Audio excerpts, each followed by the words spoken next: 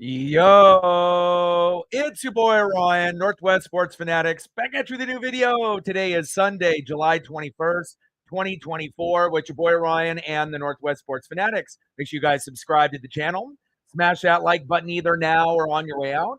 Donate to your boy if you can. Cash App $, ORION NWSF, or the YouTube Super Chat right here. We got the Houston Astros versus the Seattle Mariners. Game number 3 of 3, the rubber match. We'll see if we can end up fighting a little bit better than we did in game 1 and game number 2. First pitch is going to be here in roughly 10 minutes. So I'll cue up the music, take a look at the thumb, and I'll get into the starting lineups. Happy Sunday, everyone.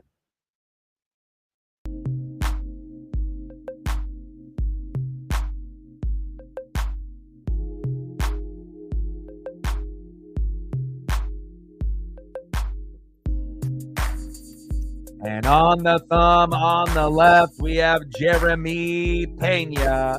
And on the right, with a homer last night to give us a little bit of juice in the lineup, Julio Rodriguez. Let's go, J-Rod. We're going to need that again. And now let's get into the starting lineups. First, for the visiting Houston Astros. Leading off for the Astros at second base, Jose Altuve. Batting second, playing third base for the Astros, Alex Bregman. Batting third, DHing today for H-Town, Yordan Alvarez. Batting cleanup, batting fourth, catching today, Yanier Diaz. Batting fifth, playing first base for Houston, John Singleton. Batting sixth, playing shortstop for the Astros, Jeremy Pena. Batting seventh, playing center field, Jake Myers. Batting eighth, playing right field, Trey Cabbage. And batting ninth, playing left field this afternoon, Mauricio Dubon. And on the mound for the Astros with a 9-4 record, an ERA of 2.56, Ronel Blanco. And now let's get into the starting lineups for your Seattle Mariners. Leading off for the Mariners at shortstop, J.P. Crawford. Tridents up, baby. We're going to need some good production out of you and Julio this afternoon. Let's go, J.P. Batting second, playing right field, who's actually done a good job as of late, Victor Robles. Batting third, playing center field for the Mariners, no-fly zone, Julio Rodriguez. Tridents up, baby. We need you. Continue the success that you had last night and carry that over here this afternoon. Let's go, Julio. Let's go, J-Rod. Batting cleanup, batting fourth, catching this afternoon for the Mariners, big dumper, Cal Raleigh. Batting fifth, playing second base, Jorge Polanco. Batting sixth, playing third base for the Mariners, Hollywood, Josh Rojas. Batting seventh, DHing today for Seattle, Mitch Haniger. Batting eighth, playing first base this afternoon for Ty France, Luke Raley. And batting ninth, playing left field for Seattle, it's Dylan Moore. And on the mound for the Mariners with a 3-1 record, an ERA of 2.45, it is Brian Wu. Let's go, baby. We're going to need you to pitch a quality game here today. Otherwise, we're going to get swept for the first time in 2024. and hopefully we can end up winning at least one game out of 3. But Bryan Woo will be a very critical factor, as well as the bats in the lineup today. Let's go Mariners. And like I mentioned multiple times on the stream, make sure you guys are taking care of your mental health. Addiction, depression, anxiety. These are things that a lot of people go through on the daily or have in the past. So if you feel like you're slipping a little bit into the darkness, make some minor adjustments to your daily routine. Exercise a little bit more. Eat a little bit healthier. Listen to 30 minutes or more of music every day. You'll be really surprised on doing these minor adjustments. It'll help you get out of the darkness a little bit quicker, and it'll help you win the day. Big facts. Let's go, baby. Astros, Mariners, rubber match, game 3 of 3. First pitch is going to be here in roughly 5 minutes. Daniel in the building, what's good? Captain in the building, what's good? Let's go Mariners, let's get this done. We had such an exciting run, about a month and a half ago, where every win that we got multiplied by that next win that we got. But when you end up going on a losing streak, or you end up only winning 1 game out of 4 or 1 game out of 3 in a series, and you continue to do that over and over again, and then you start to lose your lead in the division, and now you're looking up at the Astros in first place, it doesn't feel good as a Seattle Mariner fan, right? But again, the trade deadline is coming up, and again, we just need to be able to stick through the madness and hope that things are going to get better, obviously, after the trade deadline.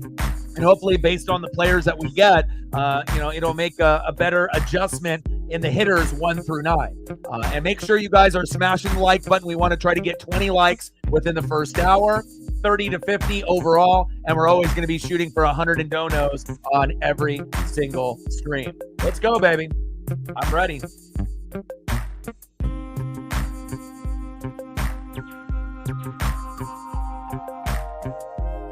We got the NASCAR Cup Series race here as well with the Brickyard. Got to watch as many things as I can here at the same damn time. 78 laps of 160, 23 to go in stage 2. Bubba Wallace, Todd Gilliland, Chase Elliott, my boy, Napa Know How. Corey LaJoy and Joey Logano are in your top 5.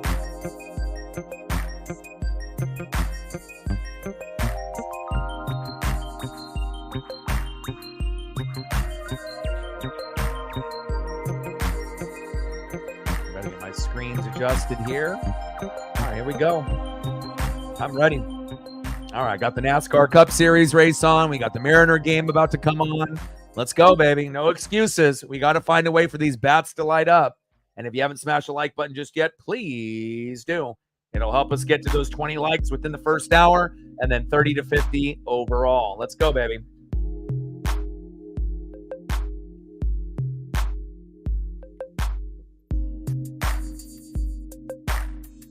All right, I'm ready.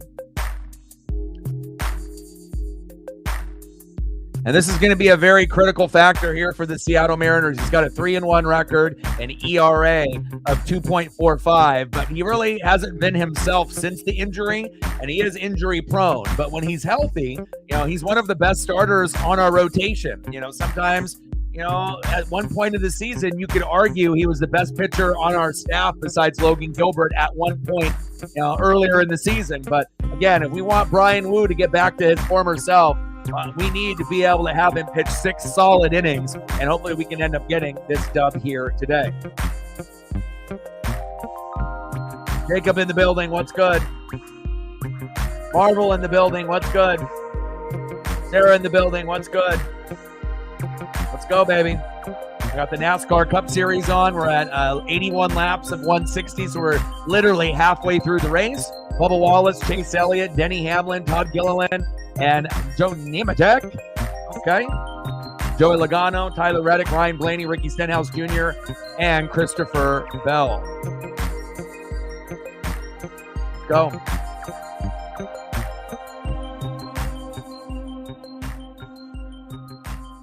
Leading off for the Astros at second base, Jose Altuve. Batting second, third baseman Alex Bregman. And batting third, DHing tonight for the Astros, Yordan Alvarez. Let's go Mariners.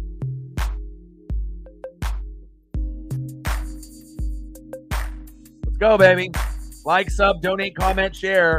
And if you do have a Twitter/X account, if you want to do your boy a solid and like and retweet the post, since Elon wants all my money, so we're not able to live stream on Twitter/X unless I pay an additional $7 a month. So I'm going to try to avoid to do that as long as I can. But if I feel it will help the channel, I definitely will. But so far, so good without having to link up that other stream. But, you know, I would definitely like to be streaming in more than one location if possible. But shout out to Sarah, Lauren, Matt, and Odin for liking and retweeting the post.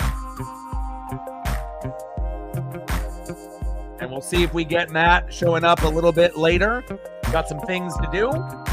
But as long as we can get to the 30 to 50 likes and it's close to the goal on the donos, 100 in donos and 30 to 50 likes, obviously we're going to end up having a good day here. Let's go, baby. I need that Brickyard win for Chase Elliott. Napa, no how. Let's go. I'm ready, baby. Mariners. Astros, let's get it. MLB action, let's get it, baby.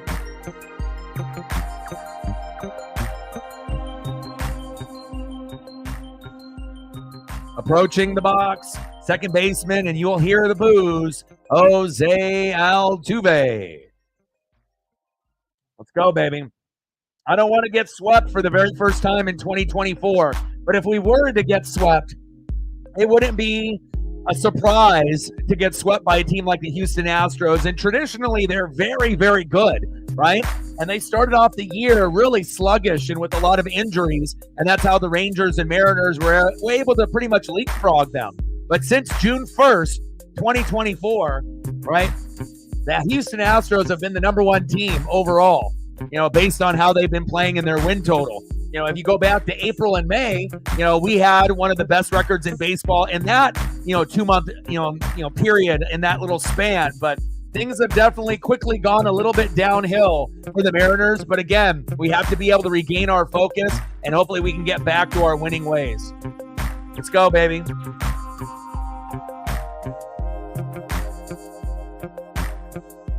Brian Wu, first pitch. Altuve pops up, fading into foul territory. Hollywood Josh Rojas is there. Yes, sir. One away, baby. I like that. A very quick out on Jose Altuve. He couldn't even hear the boos. Batting second, third baseman, Alex Bregman.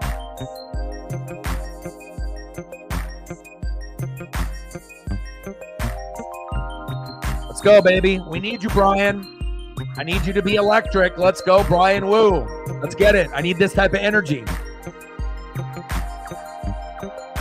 First pitch to Alex Bregman, right down the middle, 95 miles an hour for a strike. I like that, baby. Let's go. And we got to minimize the damage out of Altuve, Bregman, Alvarez, and Jeremy Pena. But it seems like some of the role players have really been the killers for the Houston Astros as of late. Pitch is low and outside, 1-1 count. Like, sub, donate, comment, share. Help your boy out. Let's go.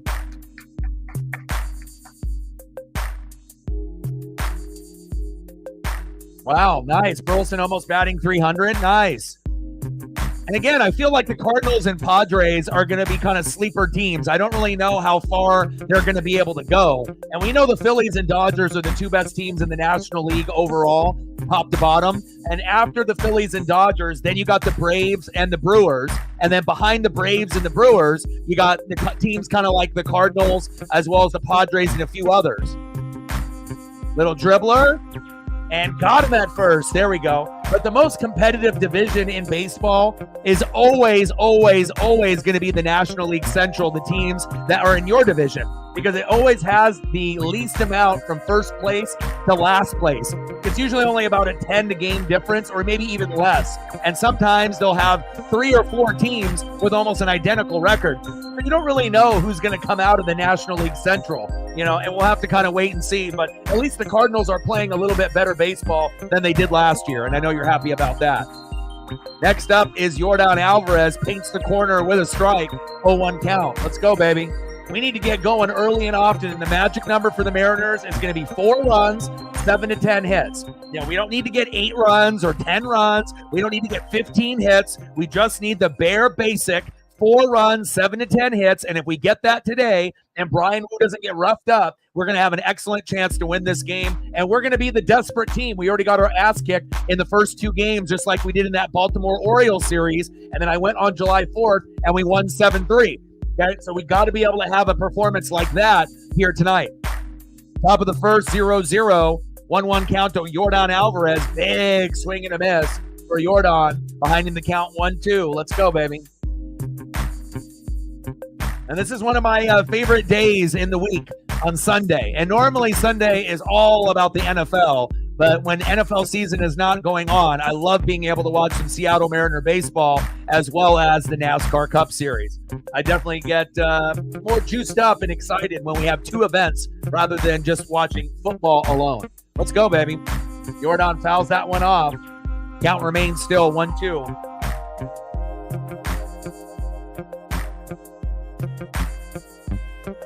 One-two pitch.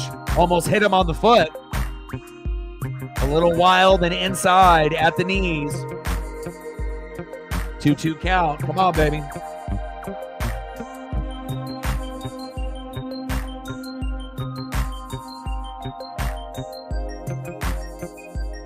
Two-two pitch to Alvarez. Pitch is inside. Count is full. 3-2 count. Go, baby. Hope everyone's having a fantastic Sunday.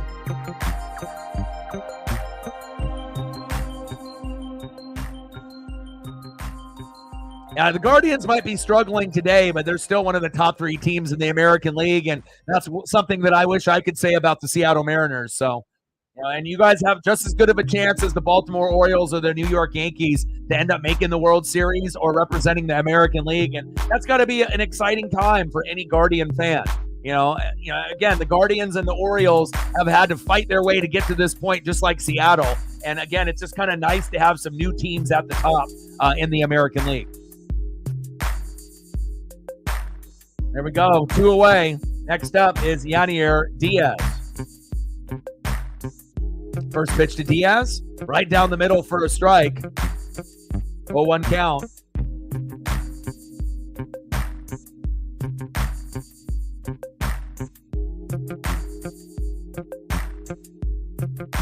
Like, sub, donate, comment, share. Help your boy out. Let's try to get to 20 likes within the first hour. 30 to 50 overall. Little dribbler. Throw to first. There we go. Polo to Luke Raley. Easy 1-2-3 inning for the Seattle Mariners. Let's go. Awesome job by Brian Wu. And again, I was a little nervous. I didn't really know what kind of Brian Wu we were going to get here today. His last couple opportunities, he's been a little bit shaky, coming off the injury. But so far, so good. He didn't give up a home run. He didn't give up 3 RBIs. We're not down 3-0 after the first inning. So that's a good quality start, for Brian Wu. And hopefully he can keep that momentum going and keep that electricity going here for the Seattle Mariners. Leading off for the Mariners, shortstop J.P. Crawford. Batting in the 2-hole, right fielder Victor Robles. And Victor has done a pretty good job since joining the Seattle Mariners. And batting third, center fielder Julio Rodriguez. And Julio went yard, tried ends up last night. But again, we're going to need a little bit more out of you, Julio. And it can't be just you. It has to be a quality team effort. Let's go, Julio. Let's get it, baby. All right, we're 92 laps in out of 160. 9 to go in stage 2. Bubba Wallace, Chase Elliott, Denny Hamlin, Joey Logano, and Ryan Blaney round off your top 5.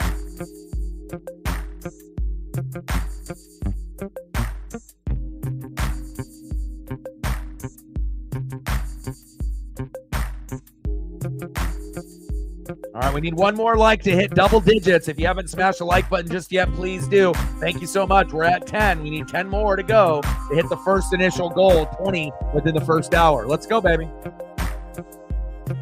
Let's go, JP. Pistol fingers up.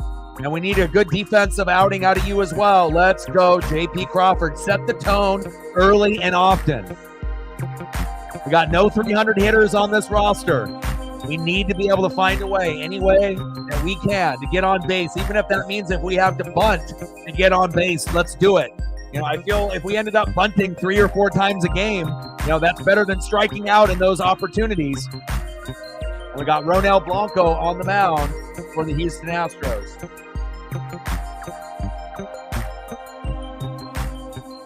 Four-seam fastball, slider, changeup, and curveball, or Blanco's pitch arsenal. He's got a 9-4 record with a 2.56 ERA.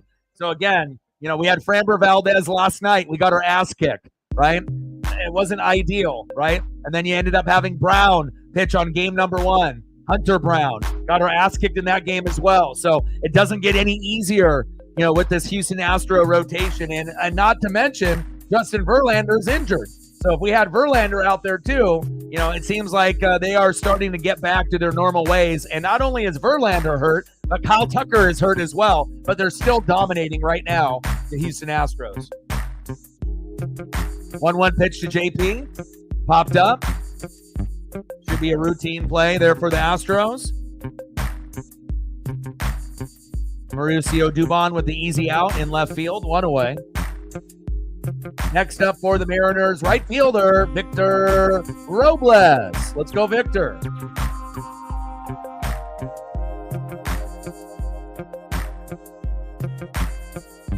Two from the Braves in Atlanta is huge.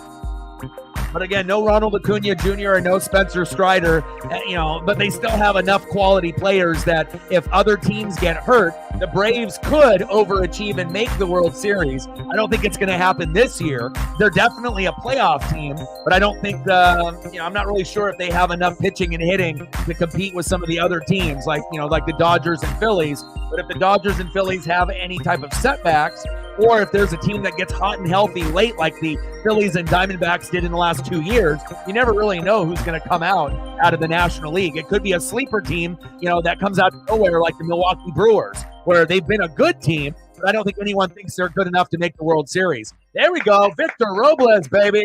Go, go, go, Victor, go. Sliding into second. Safe, baby. Hell yeah. Fuck yeah, baby. There we go. Victor Robles giving that juice in the lineup that we needed. And I really like Victor batting in the 2-hole right now, over guys like Dylan Moore or Hollywood Josh Rojas. It seems like they might have found a nice fit in the 2-hole in Victor Robles. And I like Julio in the 3 or the 4-hole. So let's go. Nice job by Victor Robles.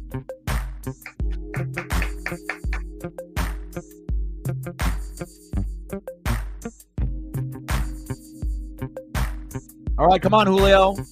Big swing and a miss. And we haven't seen Julio go back-to-back homers in games in a minute. So, again, he hit one last night.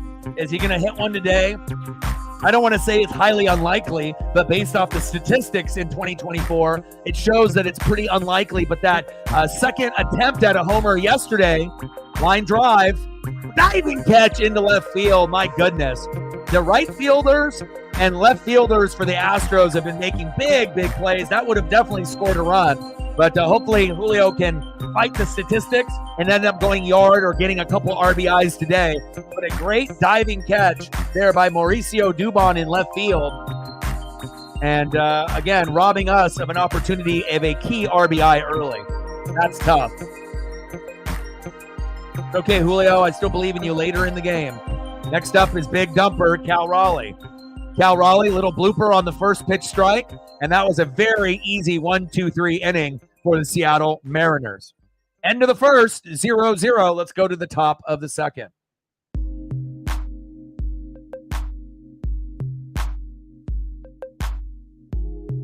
And that's one thing that the Astros don't get credit for is their defense as much. It's usually, clutch hitting, obviously, pitching has been phenomenal. They got a good bullpen and a good closer. But I think one thing that's overlooked on the Astros is their defense. And they've definitely shown how good their defense is against the Seattle Mariners in this series. A little unfortunate. Like, why did it have to happen to us? Couldn't they do this against someone else? But I guess that's what happens when you're hot and you're healthy at the right time. All right, due up for the Astros in the 5-hole, first baseman John Singleton. Batting second this inning in the 6th hole, shortstop Jeremy Pena. And batting third, center fielder Jake Myers. Like, sub, donate, comment, share, help your boy out. Let's go, baby. All right, we got 2 laps left in stage 2. Bubba Wallace, Chase Elliott, Denny Hamlin, Ryan Blaney, and Nemechek are in your top 5. And it's nice to see Chase Elliott, my boy, here up at the top. And, I've seen him in the top 5 quite a few times this season and in the top 10. Hasn't really been as dominant winning races, but as far as the points are concerned, he's doing great. He's definitely making up for, that skiing, snowboarding incident last year.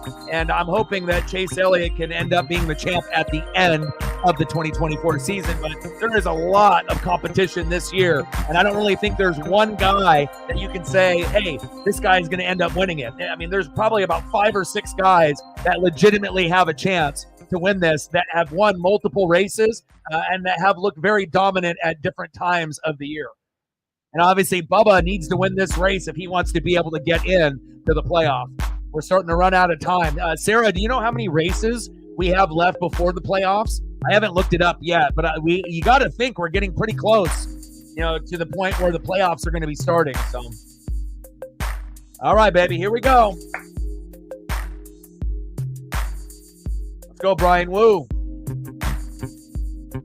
Singleton in the box, takes a first pitch ball outside, 1-0 count.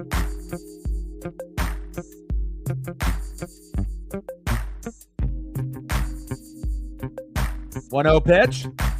Big swing and a miss. 1-1 count.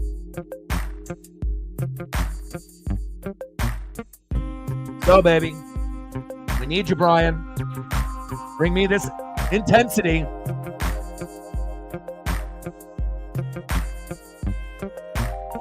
1-1 pitch from Wu to Singleton. Wild behind the backstop. 2-1 count. Come on, Brian. Focus.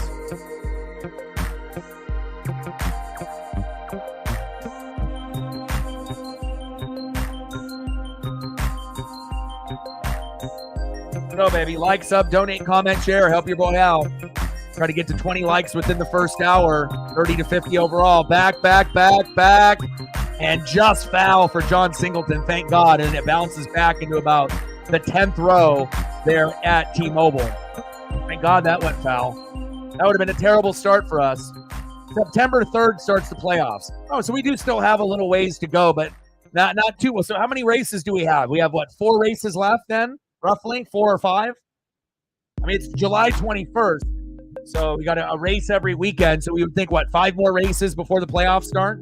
Roughly 4 or 5. Singleton pops up. Dylan Moore is there in left field, 1 away. Next up for the Astros, shortstop Jeremy Pena.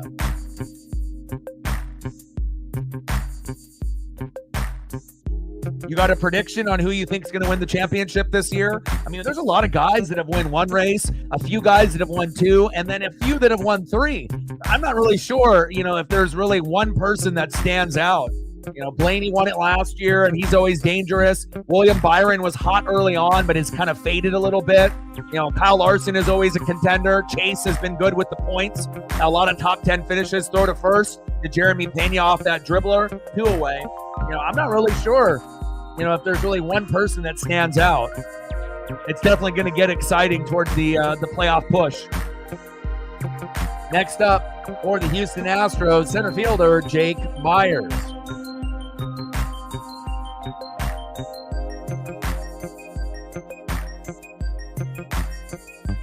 All right, we're at 13 likes. We need 7 more to get to 20. If you're in the room and haven't smashed the like button yet, please do. Little dribbler, J.P. Crawford, bang, Luke Raley. An easy 1-2-3 inning. Now we're at 14. 6 more to go to hit the goal to get 20. Let's go.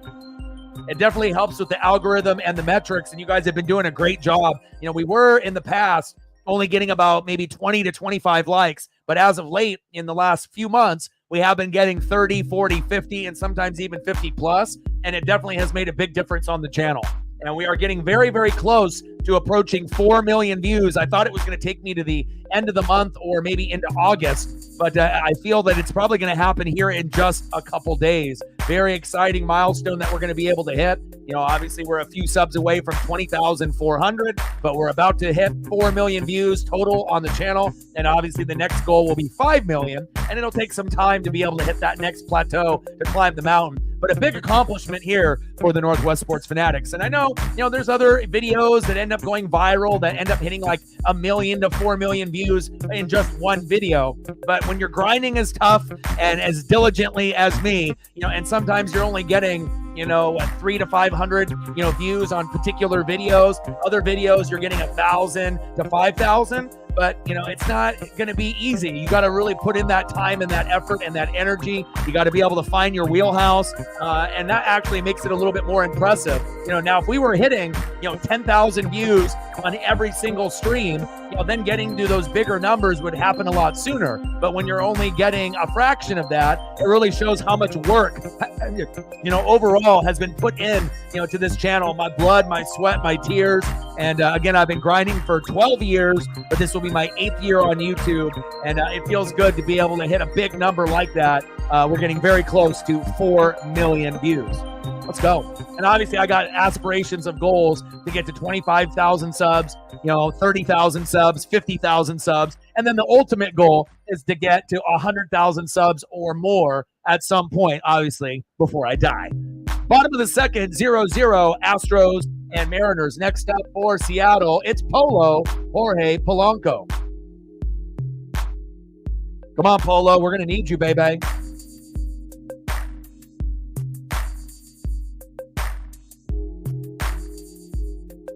Brandon in the building. What's good? Pitch is low and inside. 2-0 count. And we actually got a little bit of a rain early this morning and a little bit of sprinkles, which was a little nice. You know, in Oregon, we haven't had rain in over a month. And so just to smell, you know, the dew and to smell that air, you know, off the pavement and in the trees, I can't really describe it unless you know what I'm talking about. Like if you've ever gone camping while it's rained early in the morning, or just gone out for an early morning walk and smelled that air. Nothing like it, especially when you haven't had rain in over a month. Definitely nice that our heat wave is over. And it looks like we're going to have about 2 weeks of about 70 to 80 degree weather, which is fantastic if you're living here in the Pacific Northwest.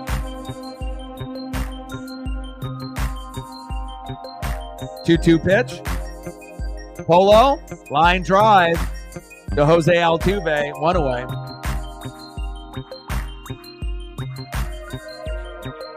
Next up, third baseman, Hollywood, Josh Rojas. Let's go, Hollywood.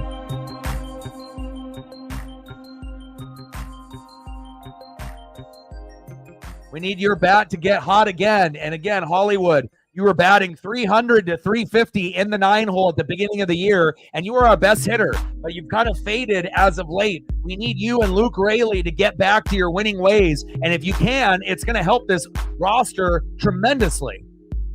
Rojas? Rojas? Yes, all the way into the gap. And there you go. You talk good about somebody, and then what happens? You talk about electricity. You talk about how getting back to your old ways. Hollywood Rojas heard me in the earpiece, and boom, stand-up double, ground rule double for Hollywood Josh Rojas in the gap. That's my fucking boy. There we go. Nice job, Hollywood. Next up, DHing for the Mariners, Mitch Haniger. Nice job, Josh.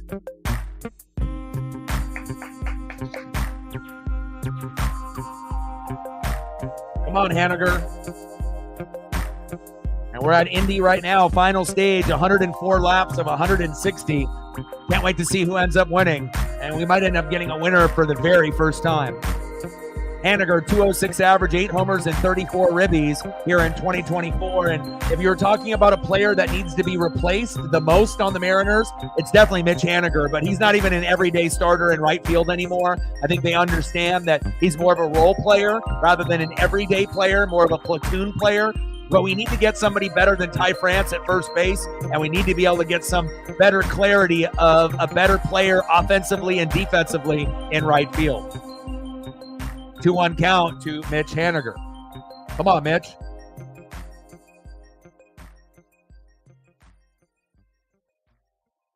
2-1 pitch to Haniger. Pitches outside. 3-1 count. And we'll take walks and hit by pitches today. And I hope we get some bunt attempts because I don't want to get swept. You know, I gotta get a win in this series, and we haven't been swept all year, so I don't want to have it start today. Respect the Astros, even though they're the number one rival to the Mariners, and everyone knows about the scandal and the cheating and whatnot. But again, you know, they're the hottest team since June 1st, 2024, and someone has to put a stop to it, and it's definitely not the Mariners since we got our ass kicked in those first two games. But if we play well here today, Haniger with a walk, maybe we can win at least 1 out of 3. We got to make sure that we're staying close to Houston if we want to win the division. Next up, first baseman, Luke Raley. Let's go, Luke.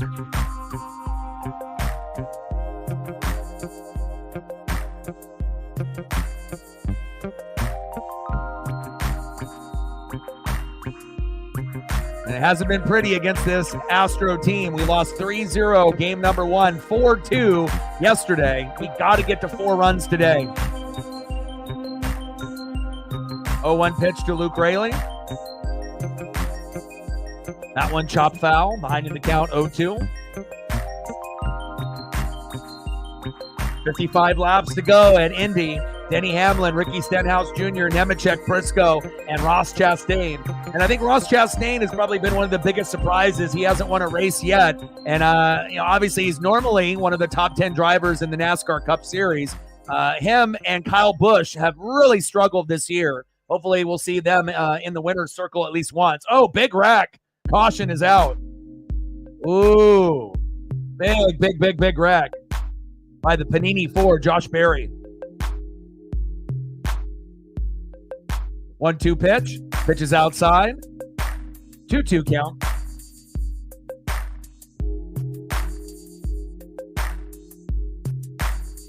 Well, Mariners are still a playoff team. We're not bad. Bad would be if we were the Chicago White Sox or if we were the Oakland Athletics. That's bad. We're still a good team. Double play attempt. Throw to first.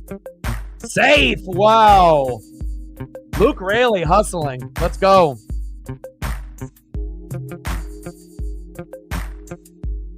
Nice job, Luke. Grounded out into a fielder's choice to second. Haniger out at second. Rojas to third. We got runners on the corners on first and third. Let's go.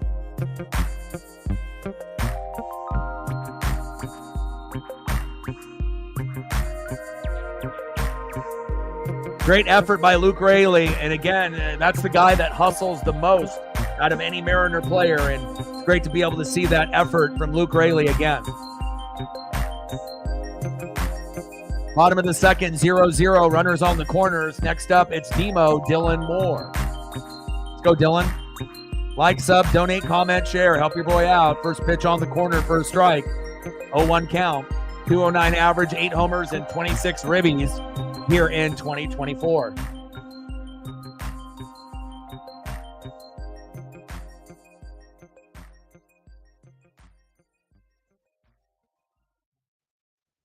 All right, we need 6 more likes to get to 20. If you haven't smashed the like button just yet, please do. 5 more likes to get to 20. We're at 15. 5 more to go. Let's get it, baby.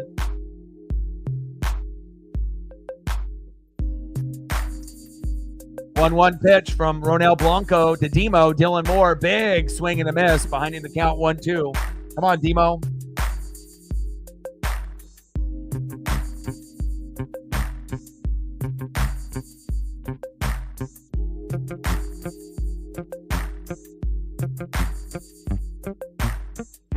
One-two pitch from Blanco to Moore. Pitch is outside. Good eye by Dylan. 2-2 count.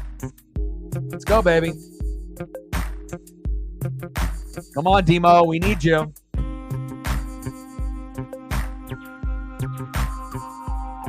Trident's up. Let's get it. 2-2 pitch to Demo. Pitch is high. Good eye. 3-2 count. We'll take a walk out of Demo if we can get it.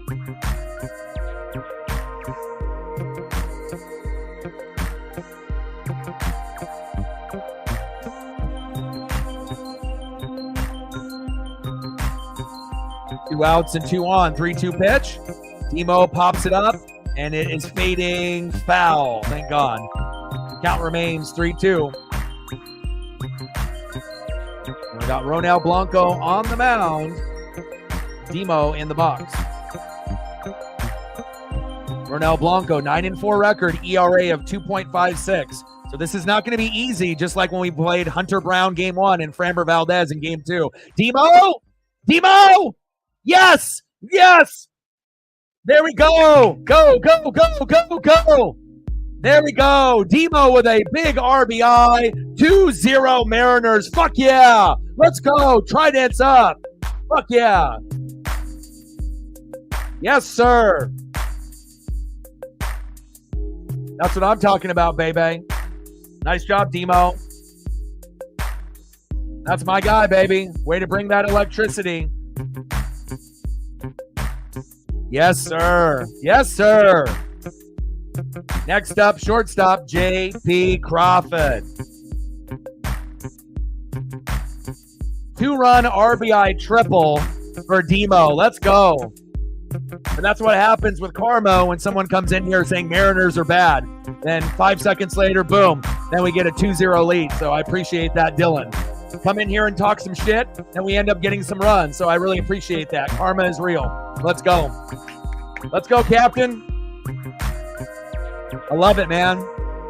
Bottom of the second, 2-0 Mariners. And again, the magic number is 4 runs, 7 to 10 hits. And we already got half of those runs in the second inning. We have a very good chance to be able to hit that goal and not get swept and at least win one game. And maybe we can get Blanco out by the 4th or the 5th. So let's go, baby. Bottom of the second, 2-0 Seattle. Runner at third, 2 outs. J.P. Crawford in the box. Pitches high, 1-1 count to J.P. Like, sub, donate, comment, share. Help your boy out. Try to get 20 likes within the first hour, 30 to 50 overall. 1-1 pitch to J.P. from Ronel Blanco. Pitches outside, 2-1 count. Bucks, Rays, Bolts in the building. What's good? And normally Dylan Moore doesn't come up even with a single, or an RBI in that particular situation. But for him to come up with a 2-run RBI triple, I mean, that's something that's going to only happen for Dylan like once a season, maybe 2 times a season. So I'm really happy that it happened here this afternoon. We needed it. JP is 0 for 9 in this series, and that's fucking unacceptable. We need you to get on base, my guy. Come on, JP. 3-1 pitch. That one crushed. Foul. Count is now 3-2. Count is full.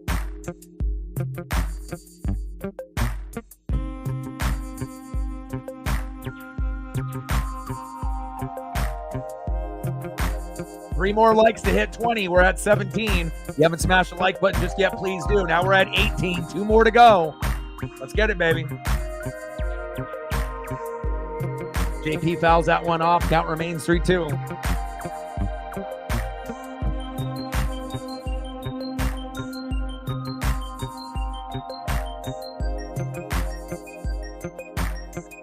Three-two pitch from Blanco to Crawford. Big swing and a miss and struck him out. Nice punch out by Blanco. All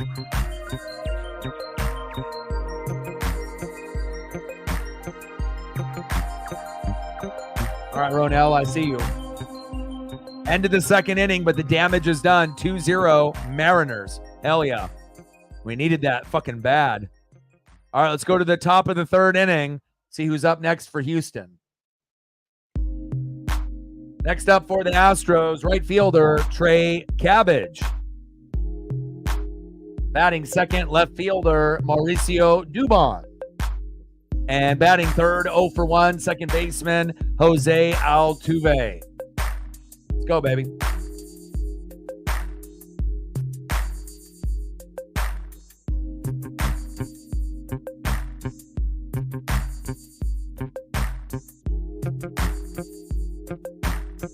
And like I mentioned multiple times on the stream, make sure you guys are taking care of your mental health. addiction, depression, anxiety. You know, these are things that not only I've gone through, but I know a lot of y'all in the room have gone through it and are going through it right now or have in the past. So if you feel like you're slipping into the darkness and you're heading down a bad road of depression or anxiety, make some changes in your life. Exercise a little bit more, eat a little bit healthier, you know, make a little bit of effort in your life. Spend time with your pets and your friends, listen to music. Make sure that you're going somewhere with a positive environment like here in the NWSF, and it'll help you get out of the darkness a little bit quicker and help you win the day. Big facts. Let's go, baby. Top of the third, 2-0 Mariners and Astros. Let's get it.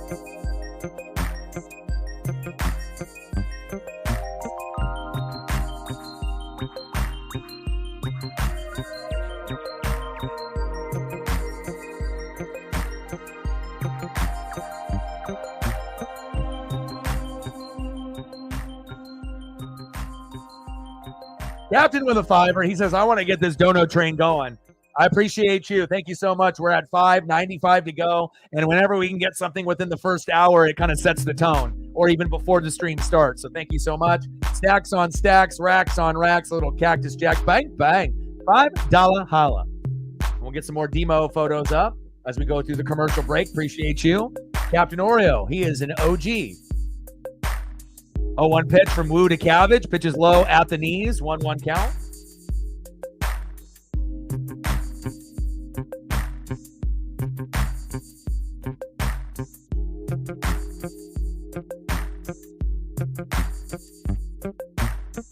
One pitch to Trey Cabbage. Pitches outside. 2-1 count.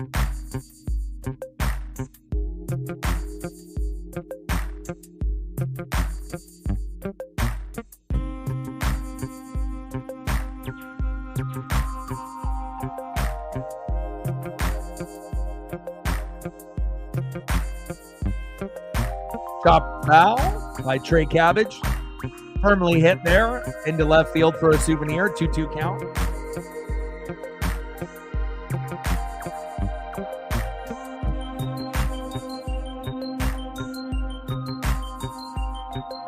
Top of the third, 2-0 Mariners, baby.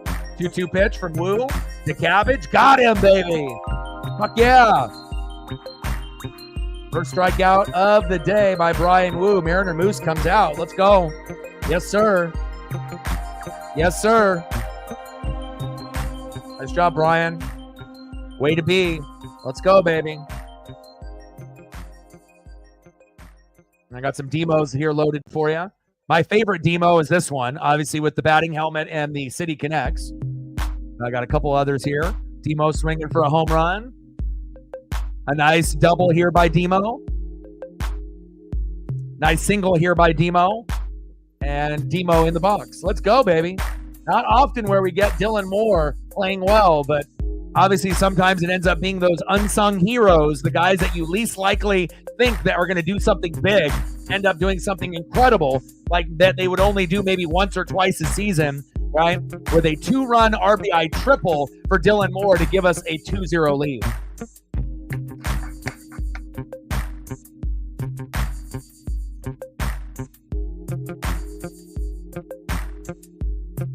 Mauricio Dubon in the box, pitches outside. 1-2 count.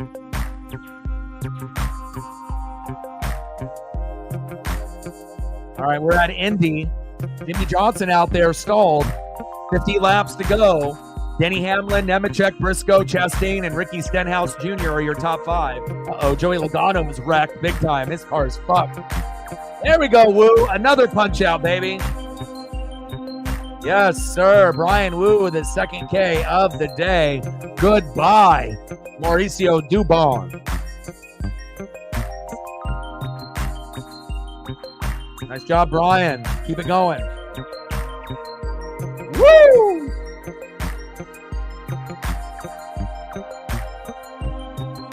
Next up for the Astros, America's most hated player, Jose Altuve.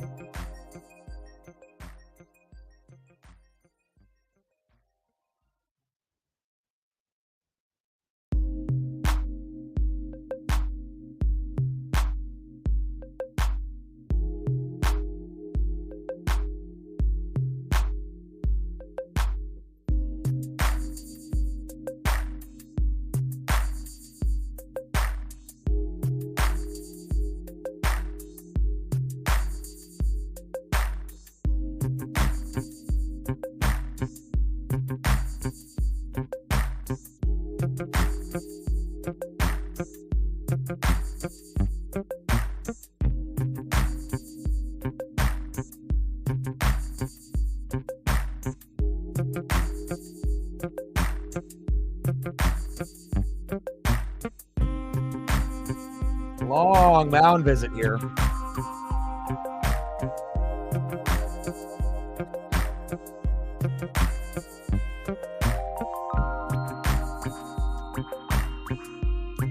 Big wreck on Joey Logano. Hope he's okay.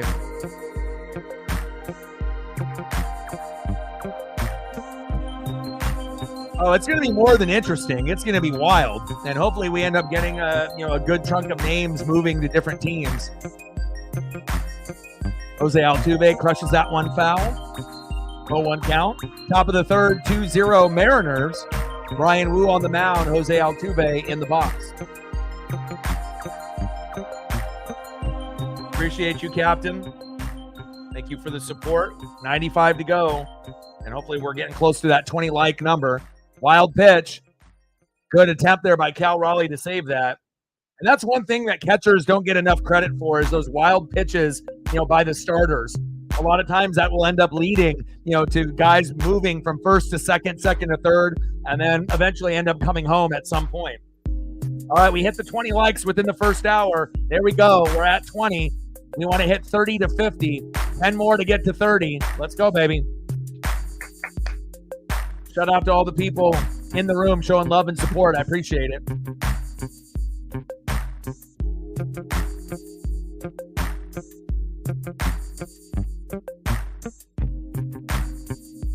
Now, batting average wise right now, not including obviously Kyle Tucker because he's hurt, but Altuve is the only player batting over 300 on the Astros. He's at 304. But obviously he doesn't get booed for being the best player. He gets booed based on what happened years ago, and the same thing happens to Carlos Correa, and he's not even on the Astros anymore. It's like if you are linked, with that team back then, those are the two guys that get booed no matter what stadium they go to. Carlos Correa, regardless of what team he's on, and Jose Altuve, and I don't think it's going to end until they retire. And even when they make an appearance after they retire, depending on where they're at, big swing and a miss, got him. But again, that's a moral of a story there is not to cheat, right? And if you don't cheat, then, you're not going to end up getting the boos for the rest of your career. It's not worth it. Nice job by Brian Wu there. Another punch out by my boy. There we go, Brian. Fantastic start out of Brian Wu, and I was a little nervous. I didn't know what kind of Brian Wu that we were going to get. But at least we ended up getting a good one that hasn't given up 2, 3, 4, 5 runs within the first 3 innings. Nice job, Brian Wu. You the man, baby. Let's see who's up next here in the bottom of the third for the Seattle Mariners. Batting next in the Seattle Mariner rotation, 1 for 1 in the 2-hole. Right fielder, Victor Robles. And I really like how Victor has been playing as of late. You could argue he's been one of the hottest players that has gotten inserted into the lineup, and he definitely deserves to stay. Batting second, 0 for 1, center fielder, Julio Rodriguez. Tridents up, baby. We need you. Stay on the grind. Tridents up, Julio Rodriguez. And batting third, 0 for 1, big dumper, catcher, Cal Raleigh. Let's go, Cal. Can we get a home run from Cal Raleigh tonight? I hope so. Let's go. All right, we're 112 laps in at Indy at the Brickyard. 48 to go in the final stage. You got Denny Hamlin, Nemechek, Briscoe, Stenhouse Jr., and Ross Chastain in your top 5. Bottom of the third, 2-0 Mariners. And if you're just tuning in, Dylan Moore tripled the left. Rojas and Rayleigh scored. And we have a 2-0 lead. Let's go.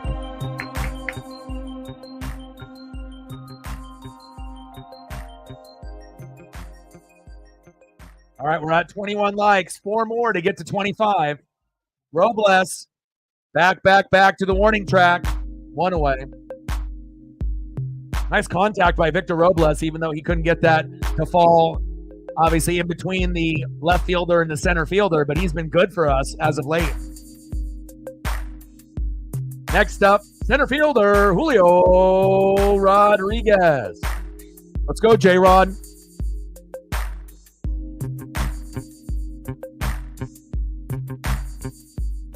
Julio swinging at the first pitch strike. Back to center field. 2 away. We got to be a little bit more patient in the box.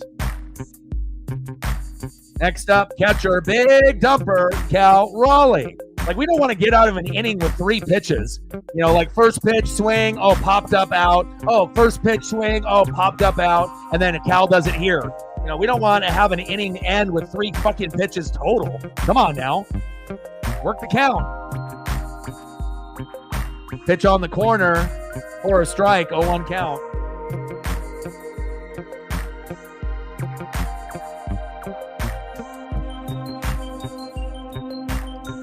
It's always a good day when you can end up spending time with a cat or a dog or a kitten or a puppy. Britt in the building, what's good? I got the NASCAR race on here as well as the Mariner game. It was nice to see Chase sitting in the second and third position. I know you're rooting for him just like me. How are you? How's Colton? Hope everything is going well. You look very pretty in your little post with your little sundress. It's sundress season, I guess, huh? 0-2 count. Little dribbler, throw to first. Got him. Very easy inning there for the Seattle Mariners.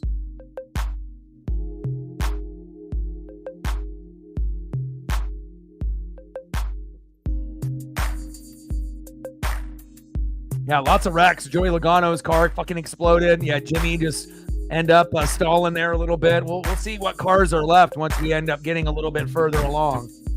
But again, I love Sundays for the NFL and obviously Saturdays for college football. But when Sundays, are typically empty for others, I love being able to have NASCAR Cup Series to look forward to, as well as Mariner baseball. It definitely completes my weekend. All right, let's see who's up next here for the Houston Astros.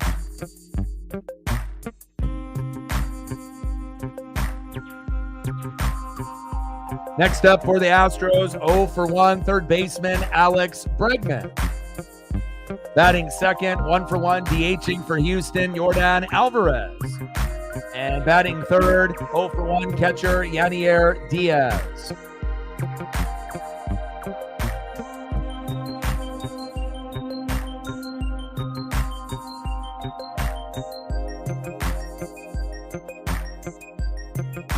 I got you.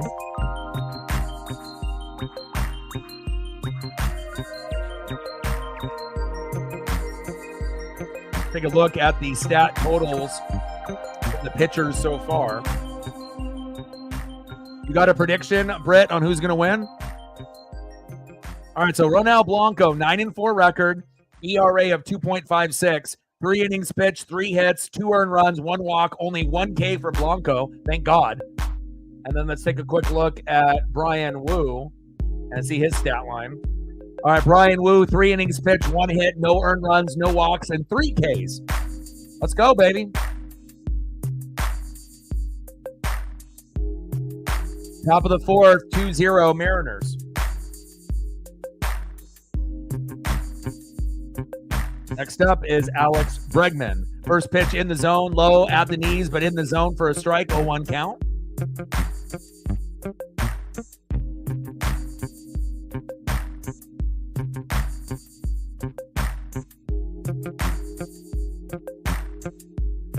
Oh, 1 pitch. Big swing and a miss. Behind in the count, 0-2.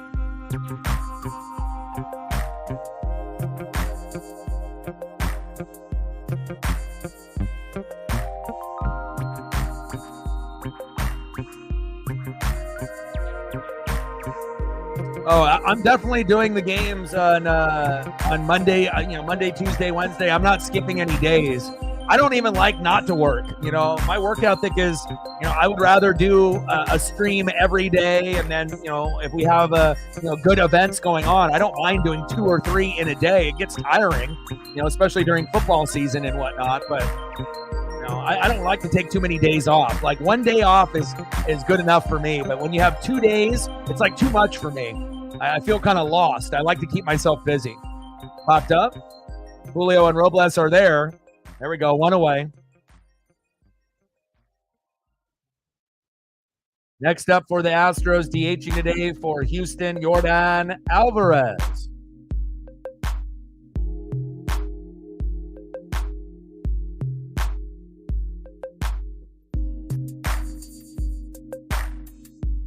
Like, sub, donate, comment, share. Help your boy out.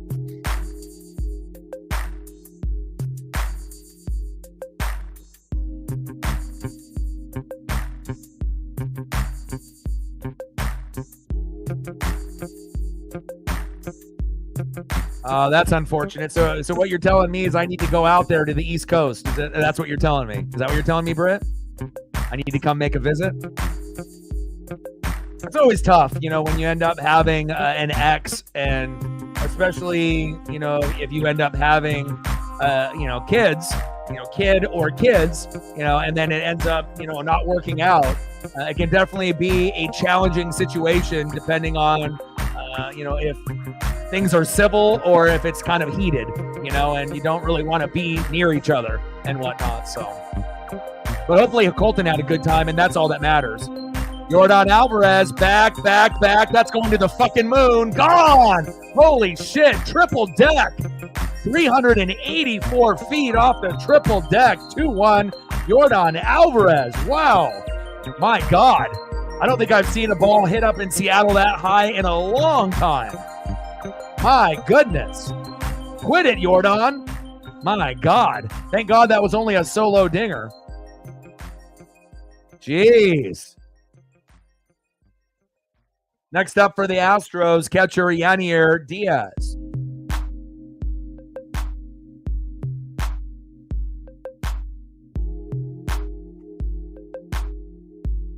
Crush that baseball.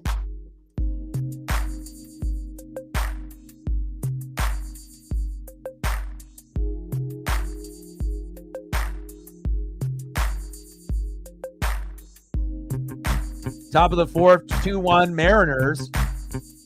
With 1 away, 1-0 count from Brian Wu to Yanier Diaz. 1-0 pitch. Big swing and a miss. 1-1 count.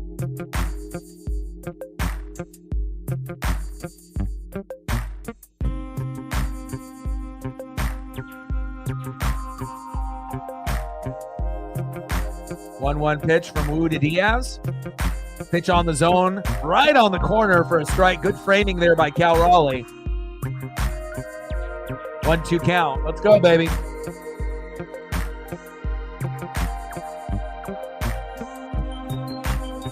We're at 21 likes, 9 more to get to 30. If you haven't smashed the like button just yet, please do. Help us out in the algorithm. Pitches outside, 2-2 count. We're 9 more away from 30. Let's go. And we're at 5, 95 to go on the donos.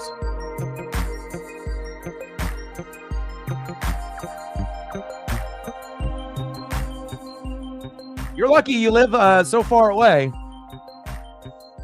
Little dribbler, throw to first. There goes Yanier Diaz. Wow, 9 years. That's a long time.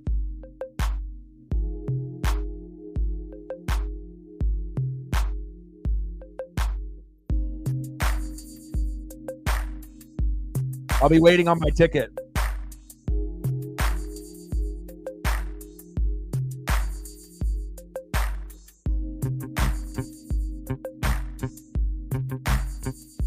Pitch right down the middle. Popped up. Timo is fighting the sun. There we go. Good stuff there.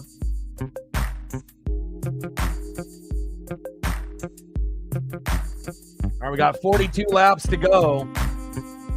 Ross Chastain, Nemechek, Bowman, Larson, and Chase Elliott. Napa know-how. Great seeing Chase in the top 5, and they, just as I say that, they show him on the screen. Let's go. Go, Chase. Be awesome if Chase could win the Brickyard. And he's in position. Larson right next to him for Hendrick Motorsports and Alex Bowman in 3, 4, and 5. Ross Chastain hasn't won a race yet this year, and I know he's definitely hungry. All right, let's see who's up here next for the Mariners here in the bottom of the 4th inning, 2-1 Seattle.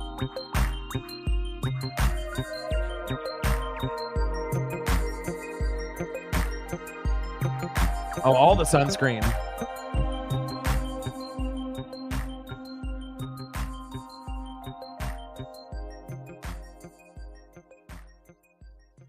Next up for the Mariners, 0 for 1, second baseman Jorge Polanco.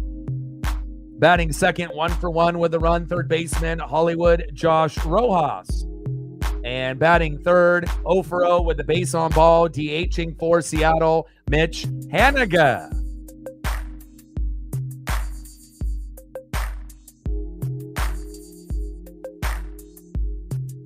Yeah, this would be huge.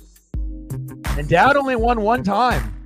So obviously this would be a big, big thing. And I think it's a big thing for a lot of people. You know, some people, have dreams of Daytona. Some people have dreams of Talladega. Other people have certain goals and dreams of winning on certain tracks. And, the Brickyard might not be like the most famous, but obviously kissing the bricks at the end is a very, monumental, important thing, in the NASCAR Cup Series. If you are a fan of racing, and I know some of y'all in the room are, and some of y'all probably are not, but again, I try to be able to watch as much as I can on every weekend here.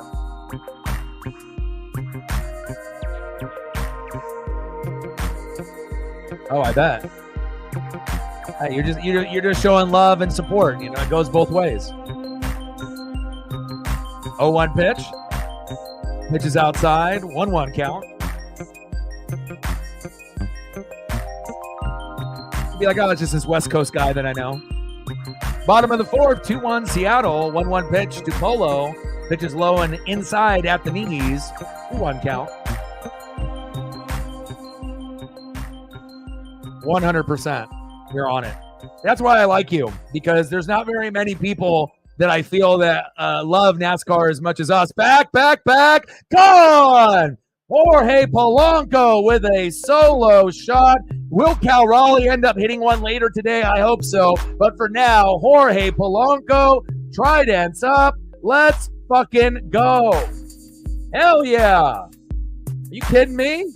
Did that just happen? Let's go. Tridents up. Polo.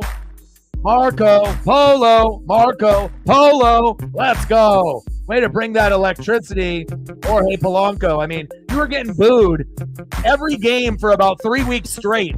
So for you to be able to do something crazy like this, huge. Let's go. Polo, baby. Next up is Hollywood Josh Rojas.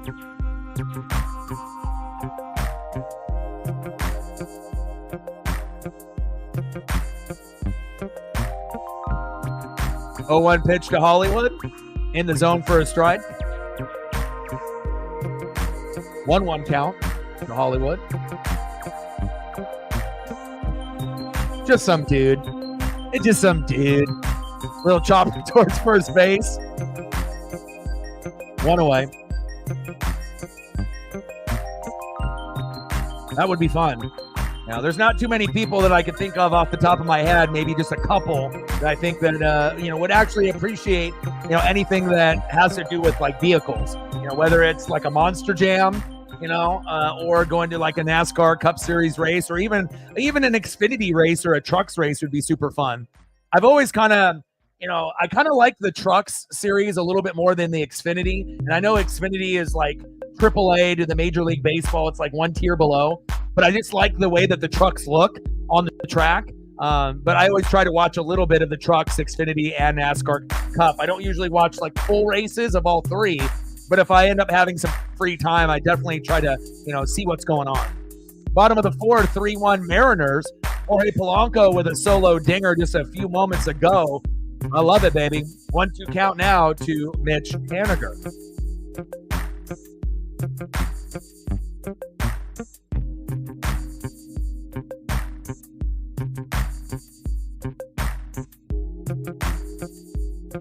Pitch is low and outside, 2-2 count. It's always good to be able to, go back into your childhood, and to be able to watch, things that you remember watching when you were 5, 8, 10, 12 years old. And nothing can put a smile to your face when you can have those memories. Big swing and a miss. 2 away. Darren in the building. What's good, brother? Hey, Demo with a 2-run RBI triple. You're only going to see that like once a season. And then a fucking Jorge Polanco homer. Are you kidding me? And I knew we were going to be desperate today, but I said at the beginning of the broadcast, 4 runs, 7 to 10 hits. We get that, we're going to win. And we're already more than 75% there. We're already at 3. So I feel that we are going to win this game today, and we haven't been swept all year in 2024. And we don't want to actually start a sweeping type of statistic here today. Luke Rayleigh here in the box.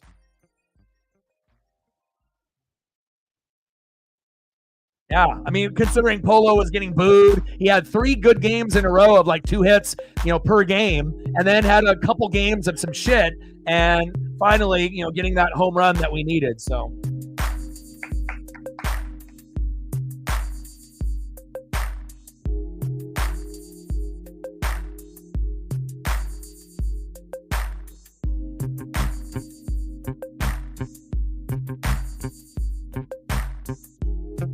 Let's see who's up next here for the Houston Astros. And if you're just tuning in, Dylan Moore tripled to left.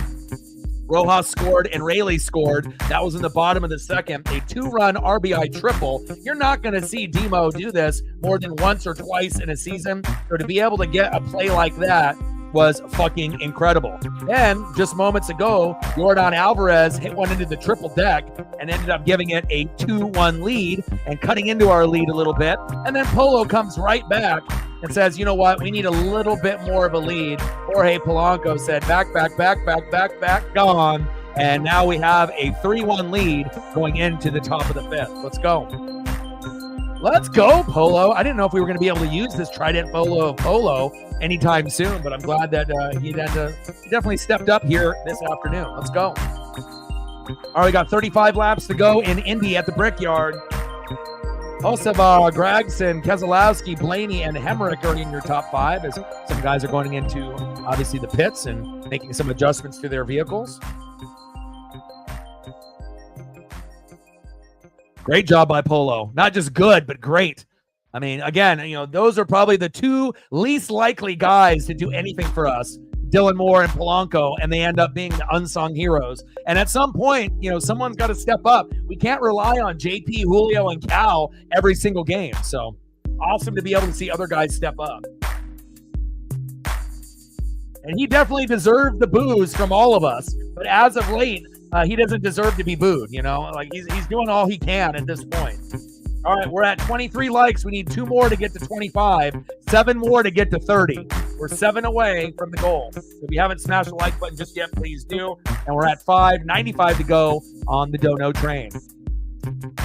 Brian Wu has been very good today as well. If Brian wasn't, on point, obviously this could be very, very ugly at this moment as we speak. Let's go, Brian. Keep it going. Next up is Jeremy Pena.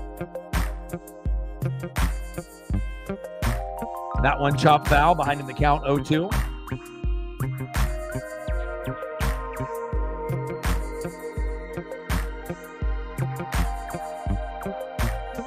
Yeah, I mean, we booed him, for about 3 weeks straight, it felt like, and then he ended up having 3 really good games in a row where he was like the 3rd best player in the lineup, where he got 2 hits a game or got a couple RBIs a game. And another punch out by Wu, getting back to his former self. I like that, baby. But, as of late, he's kind of turned the corner a little bit. I'm not saying Jorge Polanco is back, but at least he's doing positive things for the Mariners and not being a liability in the box or defensively. There we go. Brian Wu with another K, baby. I love that. Nice job, Brian. Bring you that intensity. Next up, for the Astros, Jake Myers. Pitch on the corner for a strike.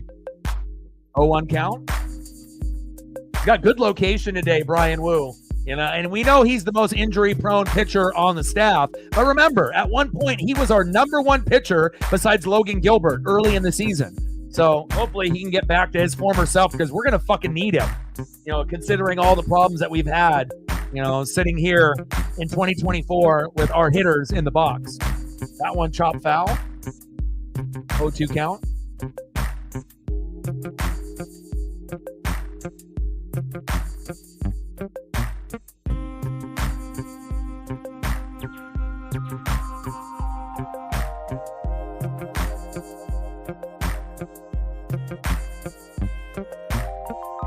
O2 pitch from Brian Wu to Jake Myers.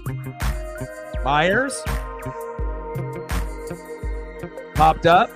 Luke Raley is there. There we go. 2 away. Good defense.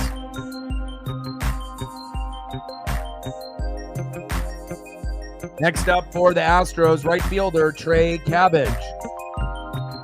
33 laps to go in the NASCAR Cup Series in the Brickyard.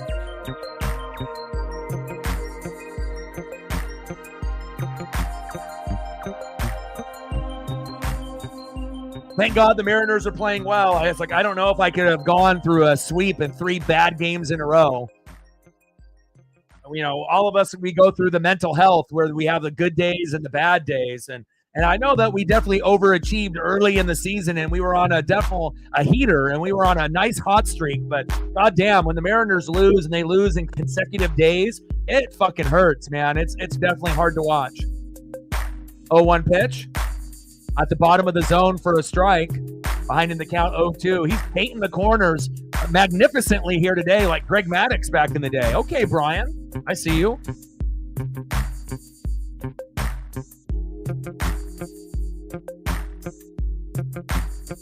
O2 pitch. Pitch is low and inside. 1-2 count. And that's what it's about, you know, is being able to help people out, you know, being able to go through like real situations that are going on in our lives and just being able to comfort each other and help each other out any way we can, even if it's virtually, you know, and to make sure that we can be our best version of ourselves, even in a tough world that we live in here in 2024. Pitch is inside. 2-2 count.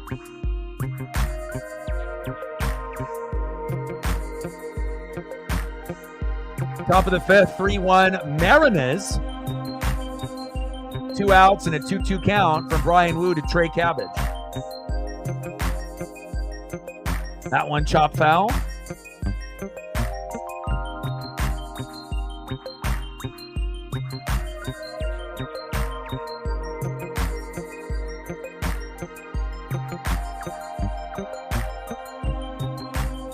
We'll be live tomorrow at 6:30 Pacific against the Angels on Monday and on Tuesday. And Wednesday, we'll end up having a rubber match at 12:30. And then Thursday, I believe we'll have off because we're traveling. And then Friday, we'll be back at it. And we're going to go against the White Sox on the road again. Last time you were there, we only won 1 game out of 4, so...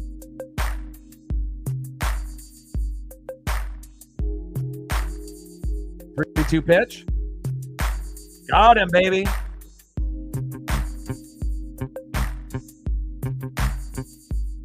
Nice job, Brian. Brian's doing great today. You know, it's like you got the good pitching and then you got the good hitting to match, and then you get a complete game. That's what you need. You know, you can't just have one side of it. You need a good starting pitching, good bullpen, good hitting, maybe a home run here and there, an RBI here and there. There we go. Nice job, Brian.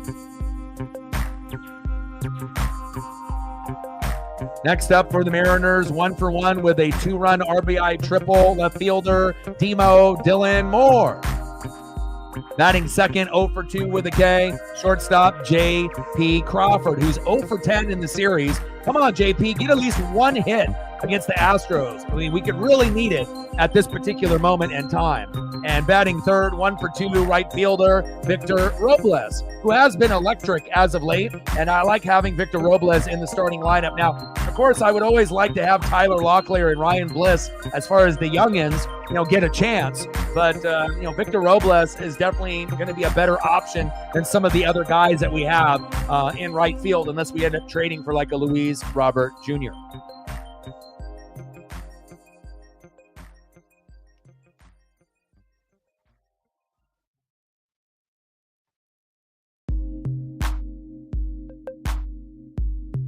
Lashley. MVP at Tamina. Uh-oh.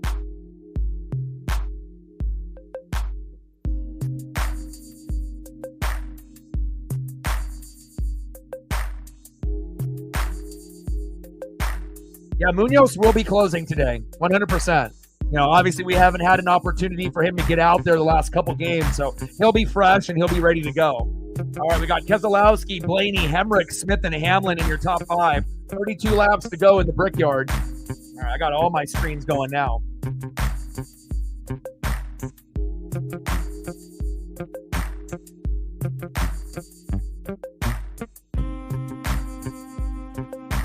Celebrating 25 years here at T-Mobile Park. And what a better way to be able to have a celebration with a big dub at the end. Let's go, Demo. First pitch to Dylan Moore. That one chopped foul, 0-1 count.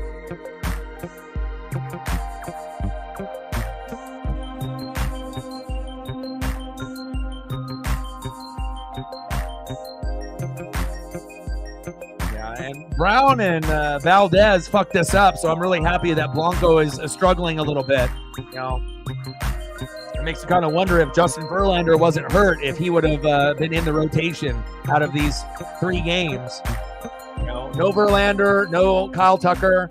We got to be able to take advantage. And again, we don't want to get swept. We haven't been swept once all year. So if we win this game, which it looks like we're halfway there, we'll be able to avoid the sweep again.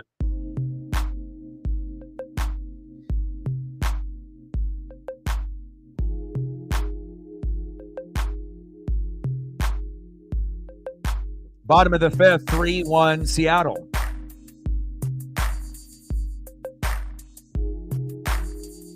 Two pitch to Demo. That one popped up 3 miles high. That one going behind the plate, foul. 30 laps to go. Big bad Brad Keselowski, Ryan Blaney, Smith are your top 3.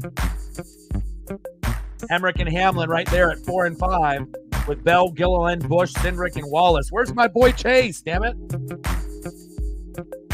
Napa know-how.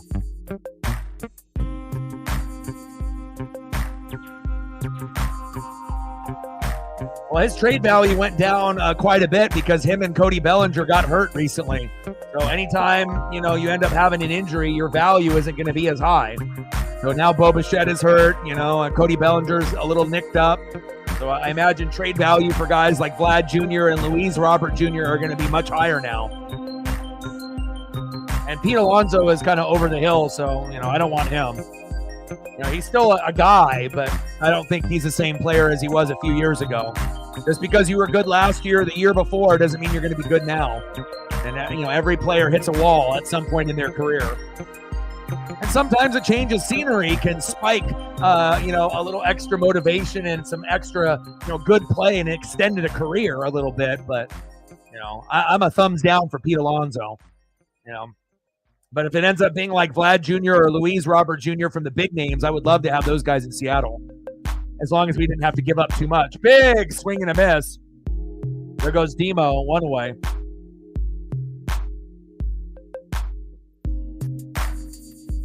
Nice punch out by Ronel Blanco. We're not haters here. I'll make sure we give the proper love and a proper appreciation.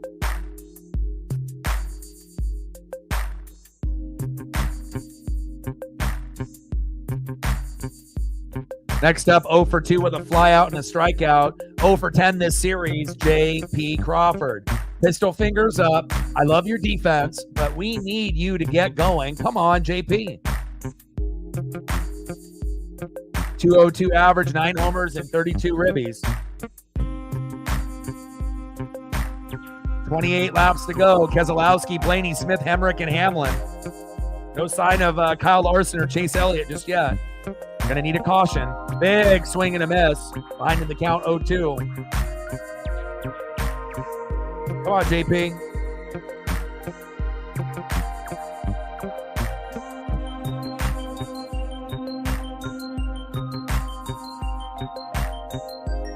Pitch is high. 1-2 count. We need 3 more likes to get to 25. If you haven't smashed the like button just yet, please do. 2 more to get to 25. Let's get there, baby. Pitch is outside. 2-2 count. And we're at 5, 95 to go.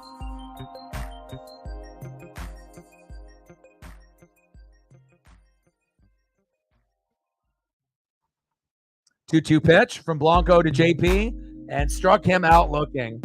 Wow.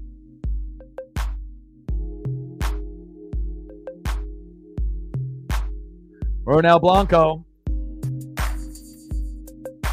Another punch out by Ronel. Nice job.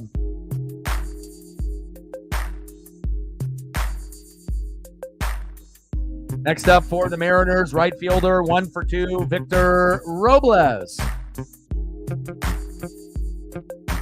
And we'll be live tomorrow at 6:30 Pacific on Monday and Tuesday, 12:30 Pacific on Wednesday for a 3-game set against the Los Angeles Angels.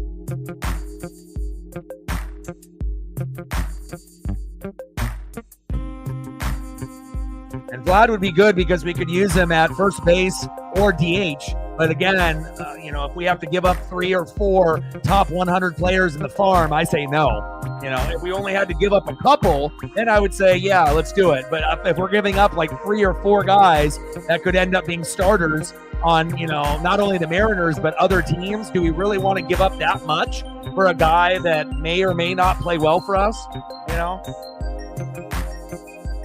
We have to look at our future, not just this year. Pitch is low and into the dirt. 3-1 count for Victor Robles. But again, like guys like Brian De La Cruz on the Marlins, I like him over Jazz Chisholm if we're going for a guy on the Marlins. And again, like a Brent Rooker, guys that are not popular, but they're good players on shitty teams. Those are going to be the teams that are looking to sell. And if you can end up getting some good value, and again, Brent Rooker signing or, a Brian De La Cruz signing isn't going to wow the fans, and wow their socks off, compared to like a Vlad Jr. signing or something like that. But, it is what it is, like sometimes, you want to be able to get the right fit, but you don't want to have to overpay either.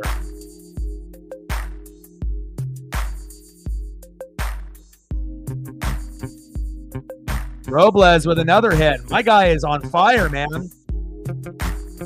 Nice job, Victor. Looks like we found our new 2-hole candidate for the Seattle Mariners, Victor Robles. Nice job. Next up, center fielder, Julio Rodriguez. DX in the building. What's good? We're up 3-1, baby. We're going to win today. Dylan Moore had a 2-run RBI triple, which is something that he'll do like once a season. And we ended up having a Jorge Polanco home run. So, 2 guys that are normally never counted on to do anything that came up huge today. Can't count on JP and Julio and Cal to hold the fort down every night. So it's nice to be able to see these other guys step up. And hopefully we can add a couple more runs for insurance, obviously, here this afternoon. Nice. Yeah, Robles is batting good. I mean, he's been doing pretty damn well for us offensively and defensively. The only thing that I had a gripe about him is in his very first game that he got substituted in, he was in left field and he made a one-footed jumping catch, like an Air Jordan, kind of show-off Odell Beckham Jr., kind of like a show-off catch in the outfield, and he fucking dropped the first fly out. And then I said, what is this guy doing? But since then, he's been the man. And I'm happy that we got somebody that can fucking hit on this team. 0-2 pitch from Blanco to Julio with a runner at first. Good eye. Robles safe at second. Nice. Not only can Victor Robles get hits, he can steal bags, baby. Yeah. And we got 22 laps to go in the Brickyard. Keselowski, Blaney, Smith, Henrik, and Hamlin, Bell, Gilliland, Bush, Cindric, and Wallace. Where is my boy Chase Elliott? Goddamn, 18th. That's not good. Larson's in 10th.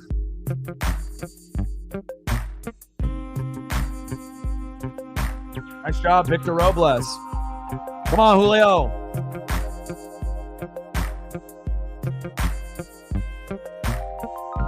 Pitch is high. 2-2 count. All right, DX.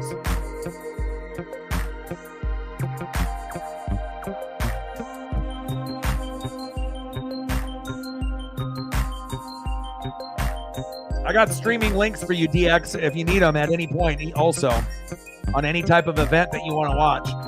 Like I got a racing link that's all racing, and then I got another one that does everything else: baseball, basketball, football, hockey, wrestling, all of the above.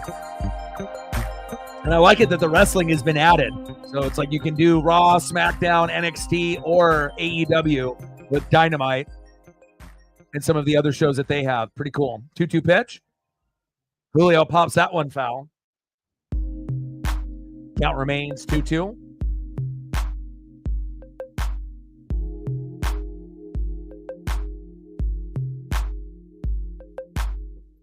Come on, baby.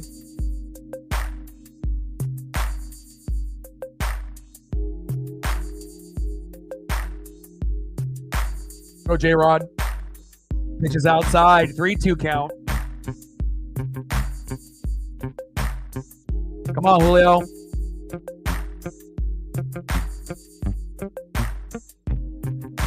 Bottom of the fifth. With 2 outs. Runner at second. Victor Robles. 3-2 pitch from Blanco to Julio. Got him. Wow, what a pitch by Blanco. There goes Julio Rodriguez. End of the 5th inning, 3-1 Mariners.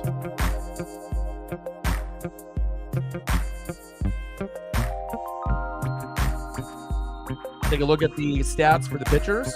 Ronel Blanco's starting to get hot now, but probably only has 1 more inning before he gets pulled.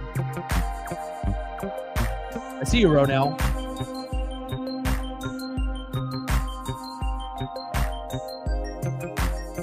Okay, Ronel Blanco, 5 innings pitched, 5 hits, 3 earned runs, 1 walk, 5 Ks. So pretty respectable, even though he's given up that big blast by Jorge Polanco, and then that 2-run RBI by Demo, the triple. And then let's take a quick look at Brian Wu.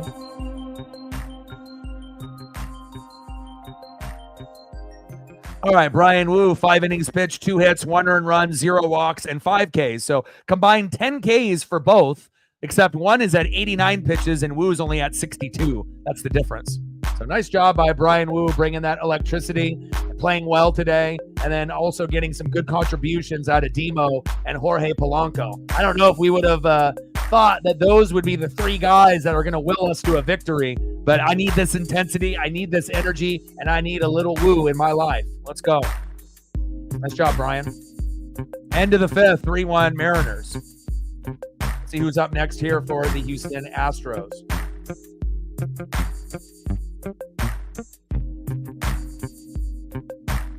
Next up for the Astros, 0 for 1 with a K, left fielder Mauricio Dubon. Batting second baseman Jose Altuve. And batting third baseman Alex Bregman. Let's go Mariners.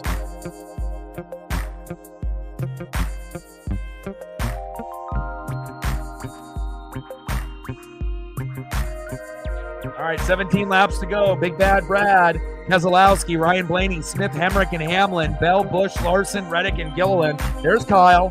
Kyle in 8th place now. Still waiting for Chase to go up. He's only in 17th. Top of the 6th, 3-1 Mariners.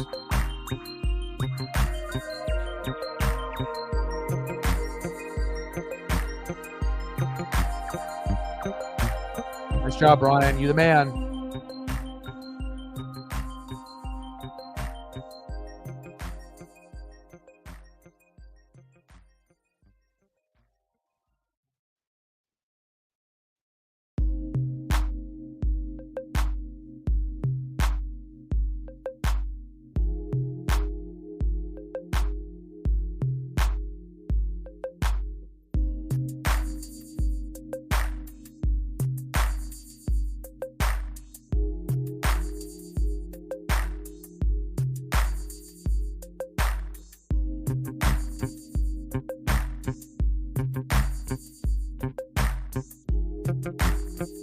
Pitch is high, 2-2 count.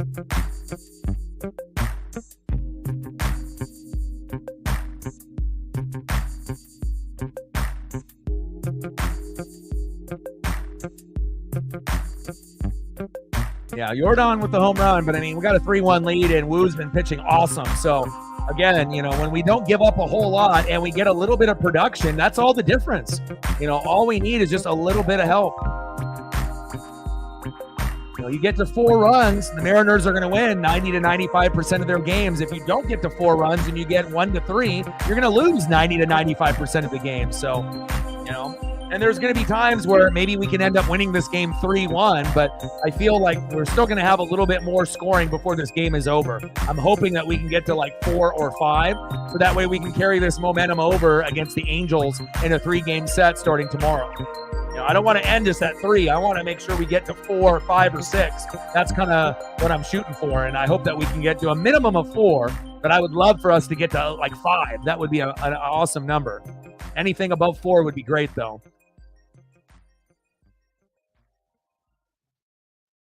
Mauricio Dubon doubled to right.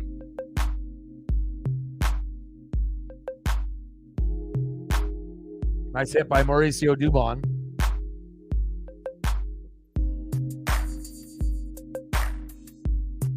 Dubon getting a chance to play after not playing in the first 2 games. And Luke Raley definitely way off first base.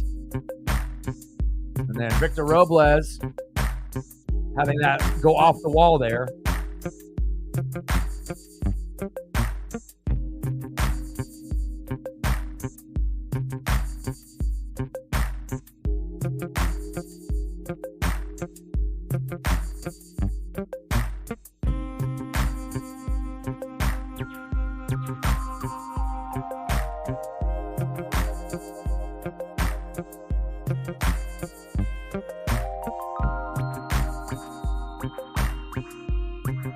Top of the 6th, 3-1 Mariners, runner at second.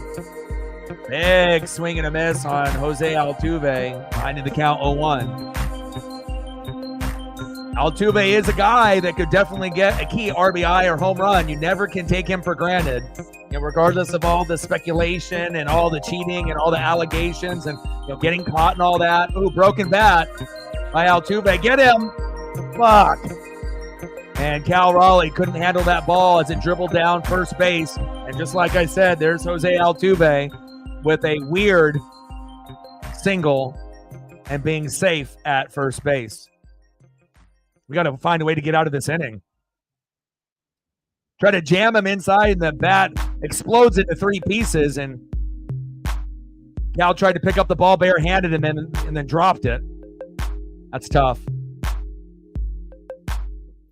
Next up, third baseman Alex Bregman, and they got runners at first and third with no outs. We need a double play bad. Come on, Mariners. Don't give up now. All right, we got 12 laps left here in the Brickyard. Big Bad Brad, Ryan Blaney, Hemrick, Larson, and Smith. Damn, Larson went from 12th to 8th, and now he's in 4th. Let's go, Kyle. If I can't have Chase, do it, he's in 17th. Okay, Larson creeping on up. That's a big run to be in 12th and then all of a sudden be in 8th and then all of a sudden like 2 laps later get to 4th place. Okay, Kyle, I see you.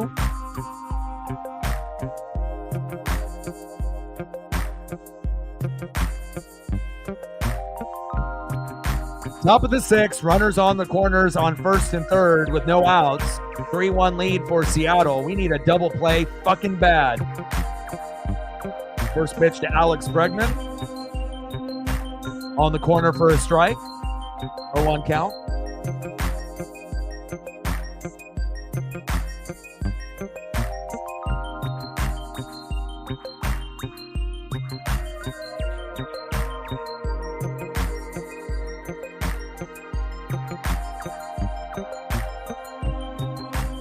Line drive, baby. JP, double play. Got him.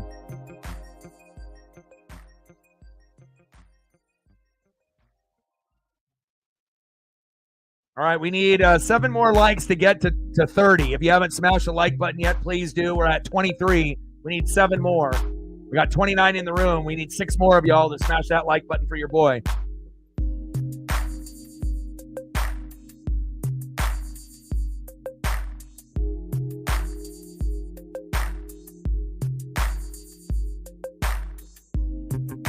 Hey, you ask for a double play, you get a double play. You know, when you watch baseball enough, you know certain things need to happen to be able to hold on to a lead and not let the game, you know, run away from you.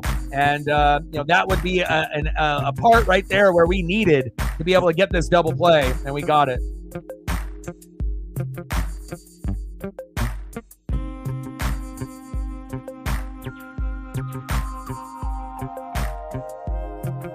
Altuve got caught napping, baby. Great double play. And JP dropped it. He didn't catch it, which was key because you want to get the double play, not just one out, right, with a line drive. That was a very intelligent play by JP Crawford. And the manager is bitching, saying that we did it on purpose.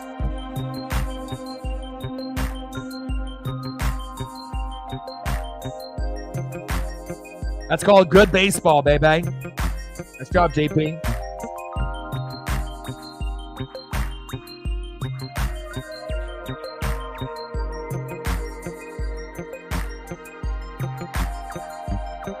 Next up, designated hitter Yordan Alvarez ended up hitting a, you know, big three-decker blast. Oh, Brian Wu is going out of the game now. I don't know why Brian's going out of the game here. I think I would have let him complete, you know, his run here. He already has 2 outs. He only needs 1 more, but since he did give up the home run to Yordan Alvarez, maybe that's why. All right, we got 9 laps to go as we're going into a commercial break, and we're going to get a new pitcher coming in. And hopefully he doesn't give up a home run to Yordan Alvarez. Otherwise, I'm going to be pissed, because then the game will be tied. All right, we got Big Bad Brad, Ryan Blaney, Larson in third. Let's go. Hemrick and Smith. Let's go. Bush, Reddick, Bell, Gillen, and Cindric. Wow. Kyle Larson is definitely steadily moving up and has creeped his way all the way up to third place. You know, and that's when you can really tell when some of these drivers are elite and they have a really good car, is that they can end up going from one position, jumping 4 or 5 cars in just a couple laps, and then doing it again, and then putting themselves in prime position to try to win this race with 8 laps to go. Big Bad Brad, Ryan Blaney, and Kyle Larson are away from the rest of the field. Wow. 8 laps to go. If Kyle comes back to win this race, this will be a huge, huge comeback. One of the better comebacks that I've seen here in 2024, just based on the last 15 laps. But it all depends on who has 2 tires, who has 4 tires, when the last time that team pitted, and how fast that car is, and obviously the natural overall skills of the driver. It's not about just going left. All right, we're in the top of the 6th, 3-1 Mariners, 7 laps to go at the Brickyard. And we got Sauce coming in. I don't know if I like Sauce pitching to Yordan Alvarez. I think I would rather have Brian Wu finish out the inning. So, Lauren in the building. What's good, brother? A 2-run RBI triple from Demo and a Jorge Polanco homer and a Brian Wu solid outing. That's how we're up 3-1. If you haven't smashed that like button, please do. Lauren said, I got you. 26. We need a few more, 4 more to get to 30. All right, Sauce. Normally, Sauce, when he comes in at the beginning of an inning, he's fucking terrible. But if he only has to get 1 or 2 outs, he's actually decent. So he only needs 1 out, and that's it. And then his job is done. His day is done. So I like his chances of not giving up a homer here to Yordan Alvarez. I think we're going to get out of the inning. But triple-decker homer from Yordan Alvarez, I don't think I've seen anyone homer higher than Yordan earlier today. Ooh, number 3 at work. Those are my favorite. Top of the 6th, 3-1 Seattle. Runner at third, 2 outs. 1-1 pitch to Yordan Alvarez. Pitches outside, 2-1 count. 6 laps to go. Big Bad Brad Keselowski in first. Ryan Blaney, Kyle Larson, Smith, and Hamlin round out your top 5. Bush, Reddick, Bell, Gilliland, and Cindric in your top 10. Chase sitting in 15th. Come on, baby. 5 laps to go. Yordan Alvarez. Back. Wow! Oh, Julio injured himself and he ran into the wall. Uh-oh. He's holding his leg, and a big chunk of the wall came out. And now it's 3-2. Julio had it, and then he ran into the wall, hit his knee, and then he dropped it, and now he's crying in the outfield. Oh, fuck. That's not good. Great. Now Julio Rodriguez is injured, and who knows how long he's going to be out. Yordan Alvarez got a triple. We should have kept Bryan Woo in the game, like I said, and now the Astros are creeping back on the Seattle Mariners. Fuck! I hope Julio's okay. Julio tried to do a Ken Griffey Jr. grab here, gets the ball in his mitt, crashes into the wall, hits his knee, bounces off the wall, hits his face off the wall, a piece of the wall comes off, and the ball rolls out of his mitt. And now he's holding his knee, he's crying, and he's withering around like a fucking Cobra Kai snake. Fucking A. That's not good.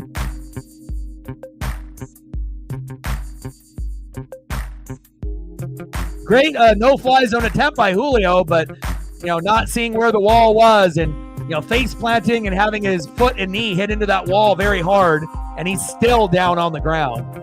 Hopefully that's not like an ACL, MCL, PCL tear, because if Julio is out, we're fucked. We're not going to the playoffs more than likely. If Julio is out for the year, we are done. I hope he's okay.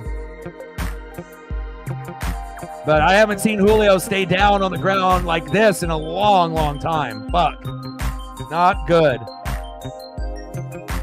Always the Astros having to do something to our team, huh?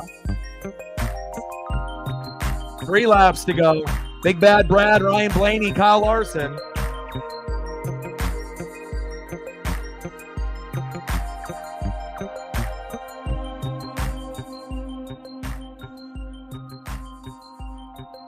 Hopefully he'll be able to walk it off.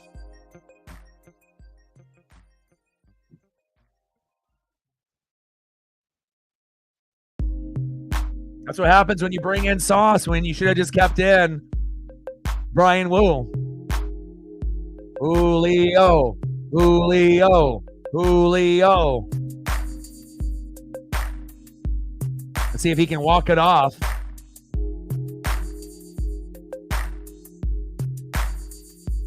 Yeah, Julio definitely is not staying in the game. He's out for the day. Hopefully we'll have him. Hopefully we'll have him in the Angel series, but based off that he might be out for, I don't know, 10-day IL, 15-day IL. Hopefully he's not out for more than a couple weeks. Otherwise, we are going to definitely be dipping into the standings. And maybe now is more of a reason to understand, that we need, more bats in the lineup. Very hard hit attempt there by Julio into the wall.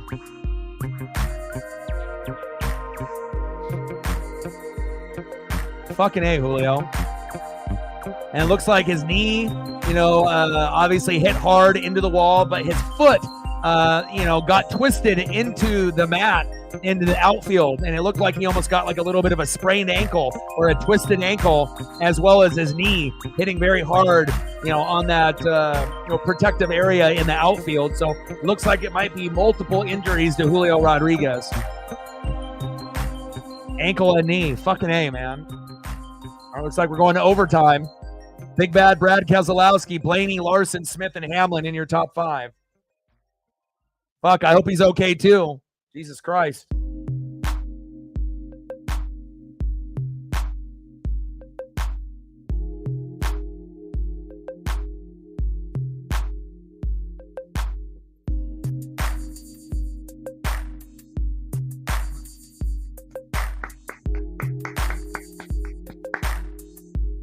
I'm glad Julio was able to walk off in his own power, because if he wasn't, then he'd probably be out for the year, and then we really would be fucked. So at least he was able to tough it out and walk off on a bruised knee, as well as maybe a sprained ankle there. I don't think I've seen a player have multiple injuries, off trying to rob a catch in the outfield like that. That was just weird positioning, with his foot and his knee. Left knee and right ankle. Hope he's okay. Prayers up. Prayers up for our guy, Julio.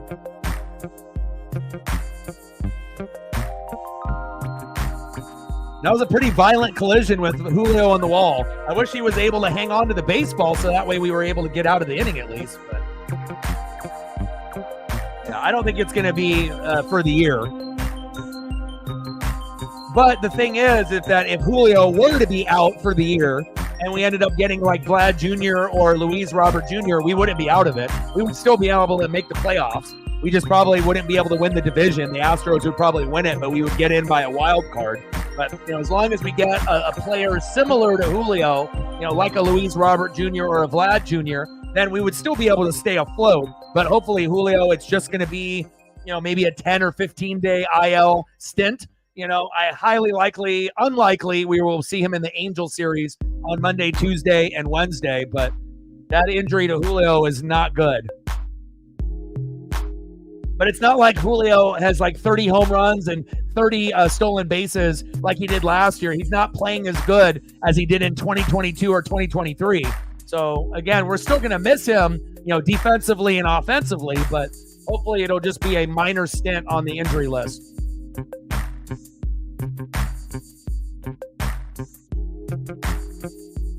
It depends. I don't really like Saucedo as a pitcher, so I think we should have stuck with Wu to finish this inning. But again, Scott Service is a fucking idiot, and he always makes the wrong move at the wrong fucking time. And I hope that we still have a lead after this inning, but one more base knock, then the game is tied.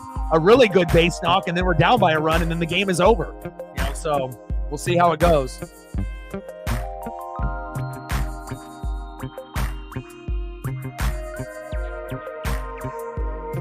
I know you're trying to do your little parlay, Norris. You just can't be asking people on a YouTube channel based on what they think so that way you can win money. I know how your brain works, bro. I ain't stupid. That's the only reason you're asking. You're not a Mariner fan. You're not an Astro fan. You're just trying to win money on your parlay.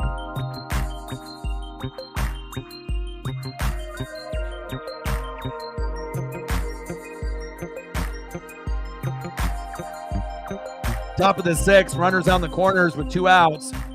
3-2 Mariners. But I think we're going to get out of this inning. Still with the lead. I think it'll be 3-2 Mariners. We'll leave them stranded on first and third. See, I ain't stupid, bro. You ain't going to cut me anything. Stop lying. That's exactly what someone would say when they are not going to do it. Big swing and a miss behind in the count 0-2. You're acting like this is my first rodeo with people coming in here for fucking parlay advice. I mean, I am the everyday Seattle Mariner YouTuber, and I'm going to be doing more coverage than anyone else. But 0-2 pitch. Pitch is outside. 1-2 count to Chas McCormick.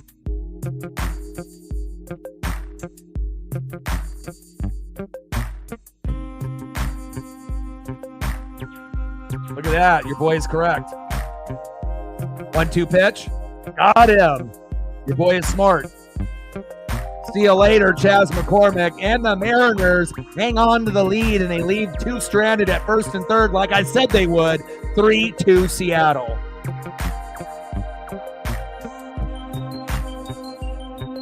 My ESP is correct. All right, let's go to the bottom of the 6th inning. 3-2 Mariners.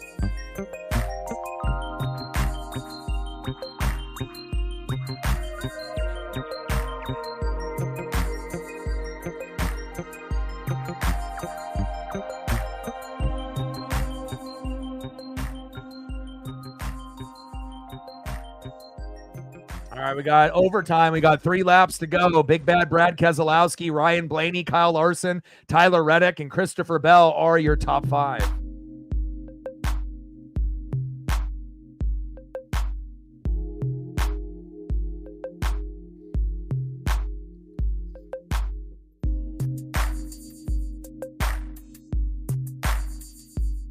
Due up for the Mariners, 0 for 2. Big dumper, Cal Raleigh. Batting second, 1 for 2 with a home run blast and an RBI. Second baseman, Jorge Polanco. And batting third, 1 for 2 with a run, third baseman, Hollywood Josh Rojas. Let's go, Mariners. I got a Cash App if you want to hit me with a Cash App.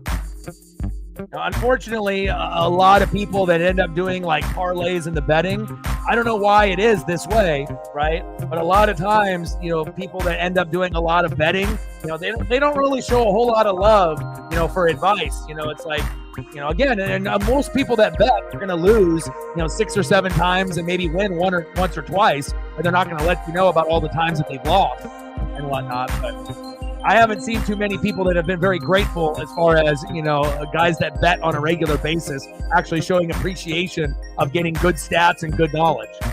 But if you end up doing it, you'll be one of the first, let me tell you. DX with a $5. Stacks on stacks, racks on racks, little cactus jack, bang, bang, $5 holla. You wouldn't think people that bet would be stingy with their money, but they're probably more stingy than most because they're losing most of the time. Again, they'll tell you about that $200 win, but what they won't tell you is about the $1,000 they lost in the previous 10 bets. That's why you gotta be very careful if you're doing parlays and you're doing bets. Not easy to win. We're at 10, 90 to go.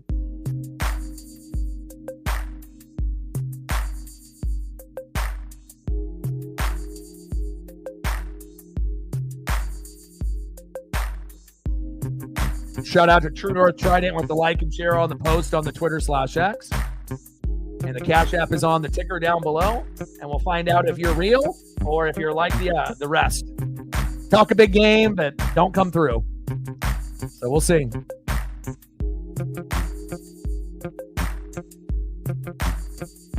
I'm still waiting on many individuals that still owe me money.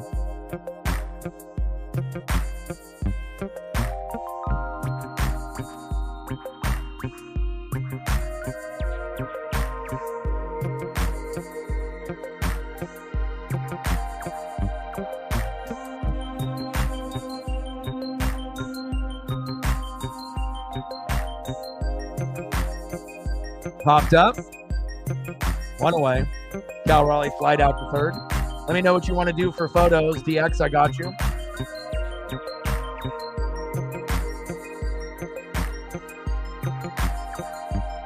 Next up, second baseman Jorge Polanco.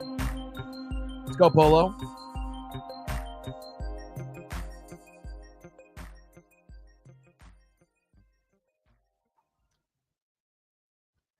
Bottom of the sixth, 3-2 Mariners.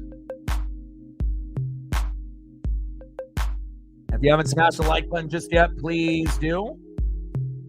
We're 2 away from 30. We want to try to get somewhere between 30 and 50. Now we're at 29. We need one more to get to 30 to hit the first initial goal. And we want to try to get somewhere between 30 and 50.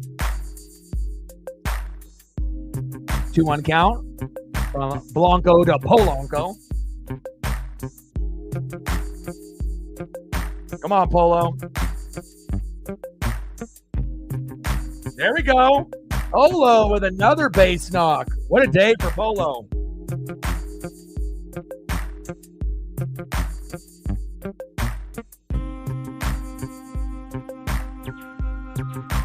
Well, I guess we won't be booing Jorge Polanco anytime soon. Nice job, Polo. About time you fucking showed up. Next up, third baseman, Hollywood Josh Rojas. Let's go, Hollywood. We need to get to 4 runs, 4 runs and 7 to 10 hits. That's the magic number. Hollywood pops up. Slide out to left. 2 away. All right, I got you.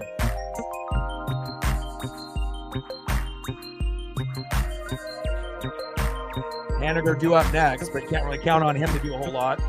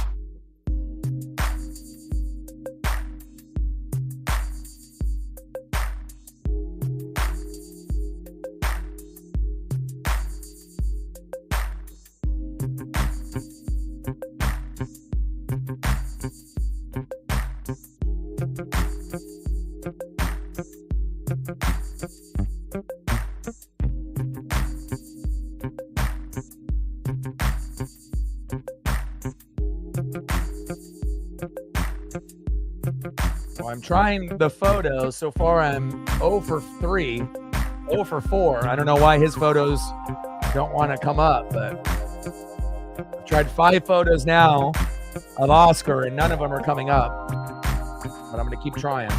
Let's go for photo number 6. Nope. 0 for 6. 0 for 7. I don't know, man. This individual, I don't know why his photos don't want to come up, but oh, I finally got one. 1 for 8.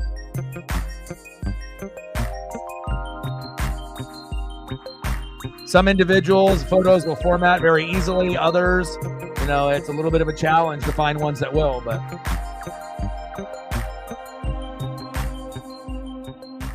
overtime, another wreck.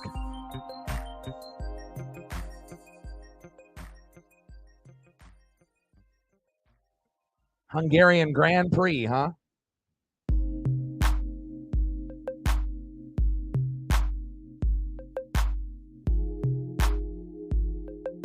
I'll be able to get you 2, and I'll see what other ones that will pop up at some point. Seth Martinez enters the game.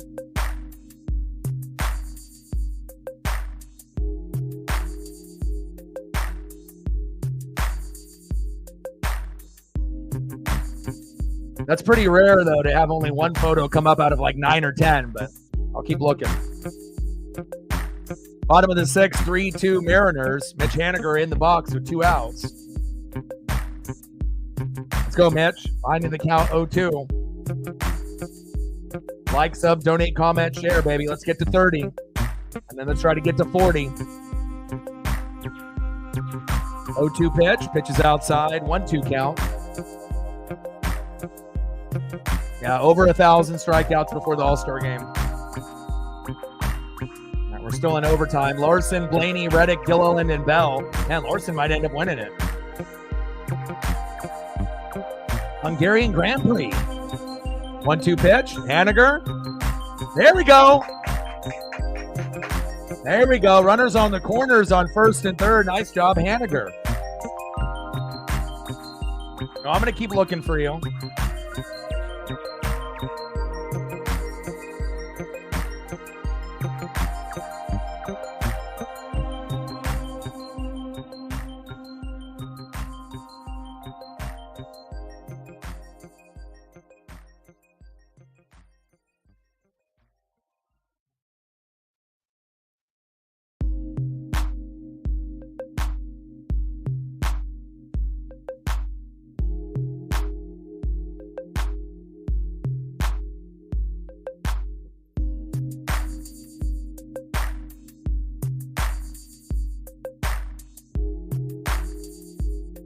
Found a couple more. So we got this one. We got this one. And we got this one. We got 3 so far. Quite a few that didn't format, but I'll keep going. There we go, baby. Luke Raley. Back. Gone.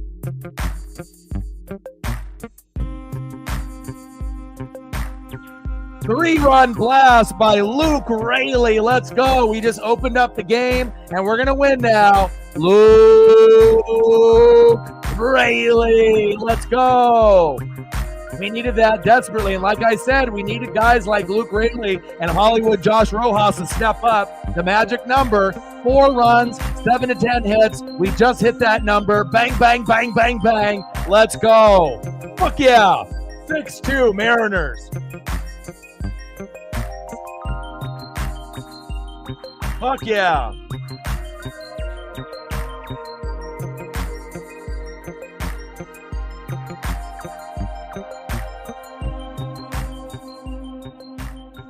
Yes, nice job. Nuke Raley. Luke Nukem. Let's go. Fuck yeah. Still in overtime at the Brickyard. Hell yeah. Nice job, Luke. Next up, Dylan Moore. 2-1 count to Demo. Let's go. Fuck yeah, man. Let's go, Captain. Let's go, DX. Hell yeah. Pitch is low. 3-1 count. That was huge. Again, I don't know if anyone would have anticipated Dylan Moore, right, Jorge Polanco, and Luke Raley being the three heroes today with Brian Wu, but here we are. And we got to walk to Demo. Fuck yeah. Let's go. And again, we haven't been swept all year, and I didn't want to start that fucking now. So, I mean, even if you only win 1 game out of 3 or 1 out of 4, that's better than not winning any. Facts. Next up, 0 for 3 with 2 Ks, J.P. Crawford. 0 for 11 this series. Let's go 1 for 12, my guy. Let's go. Come on, J.P. Throw to first. Safe. Larson, Blaney, Reddick, Gilliland, and Bell. God, how did Kyle get all the way to first? He's incredible. Him and Cliff Daniels, his fucking crew chief, amazing. Chase is in top 10. He's in 10th place. There we go. Pitch right down the middle for a strike to JP. 0-1 count. Come on, JP.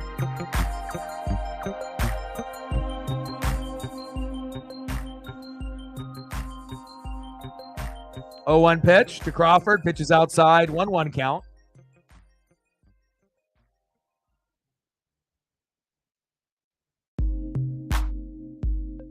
Nice to see Chase Elliott and Kyle Larson in the top 10. 1-1 pitch. Big swing and a miss behind the count. 1-2.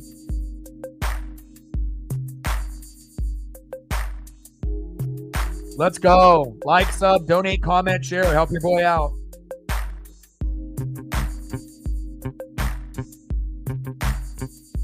I'm looking right now.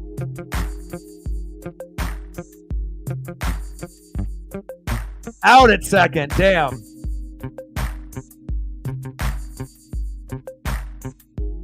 Unfortunately, I think both of them are not in the top 20, based on what I can see. Larson, Blaney, Reddick, Gilliland, Bell, Wallace, Cindric, Priest, Suarez, Elliott, Stenhouse Jr., LaJoy, Gregson, Nemechek, Hocevar, Hemrick, Bowman, Hamlin, Chastain, and Smith. So both of them are having rough day-to-days or they wrecked already. So both of them aren't in the top 20, unfortunately.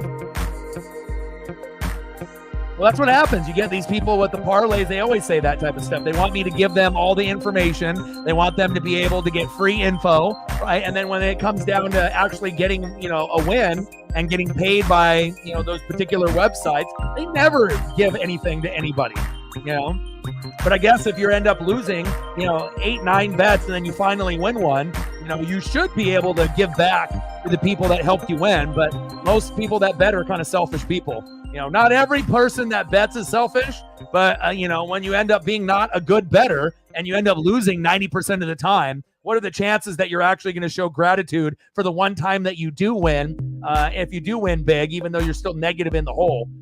Most people are like that. Every once in a while, you'll meet someone, that will, do a kickback because they do respect, the time and the energy and the effort and the knowledge of that person trying to help them win money. But unfortunately, 90% of people that do, at least the ones that I've come across, it's all talk. I'll kick you down. They never kick you down shit. Big fact.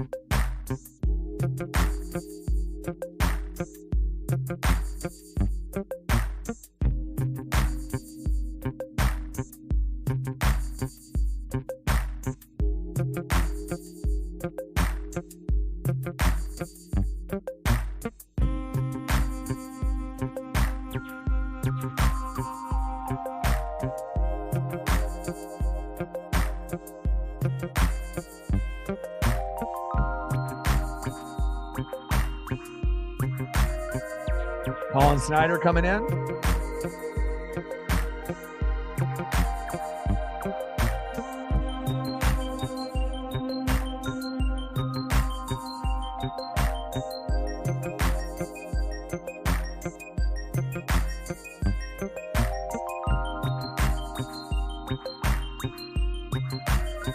Next up is Jeremy Pena. Back. Gone! God damn it, Colin Snyder. We just bring you into the game and you give up a home run on the first pitch. You suck. Golly, thank God for Luke Raley with that 3-run blast. Otherwise, the Astros would probably come back and win. And who knows, they might still. Jeremy Pena with a solo blast. Now it's 6-3. Shows you how important it is to get to 4 runs and 7 to 10 hits. And if you don't, you're not going to win very many games in Major League Baseball. Golly. We need better players in the bullpen. Fuck. First pitch for a homer just like this? Golly. Next up is center fielder Jake Myers. I mean, at this point, we would be tied 3-3 if that Luke Raley homer didn't happen, and chances are we'd probably lose this game. No update on J-Rod, still injured. He's not coming back. I imagine he'll be on the injured list for 10 to 15 days, based on how hard he hit into the wall. And it looks like he might have had multiple injuries. The ankle on his right foot and his left knee. So, but again, it's not like it looked like it was an ACL, MCL, or PCL, or like an Achilles tear. Probably some bruising on the knee and maybe a sprained ankle. So it'll probably take a little time to heal, but I think we'll be okay.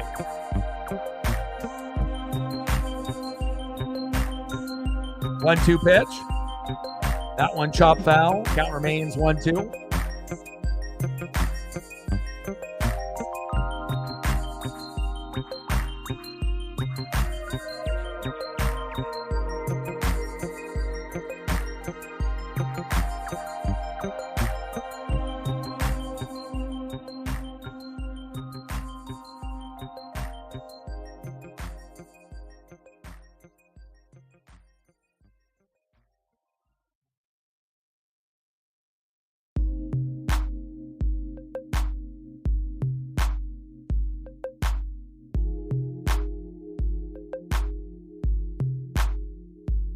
Big swing and a miss. Here goes Jake Myers, 2 away. Or 1 away, excuse me.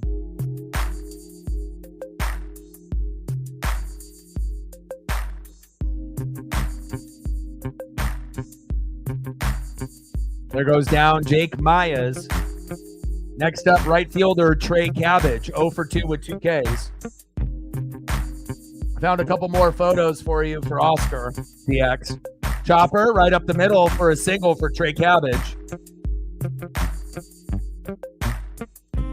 So we got this one. We got photo number 2. Photo number 3 after I had like 8 that said no. And then another one. And another one. And one of the F1. Appreciate you, bro. I'll throw those into your file so that way if there's other photos to be able to pull up, I'll be able to see those as well.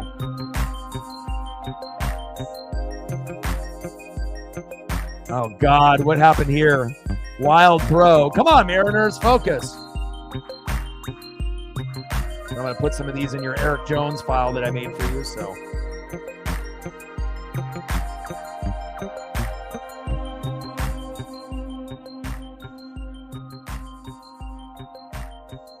Come on, Mariners. Head on a swivel.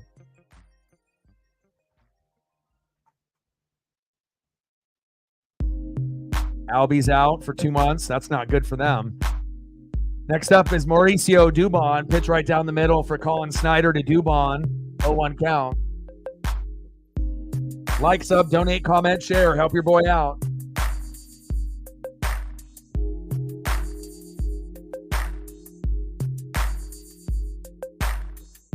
We need one more like to hit the goal, to hit 30. We're at 29. So if you haven't smashed the like button just yet, please do. One more to hit goal. We want to hit somewhere between 30 and 50.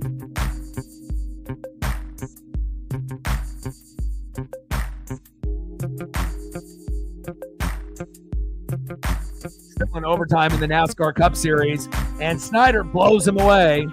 There we go. 2 away.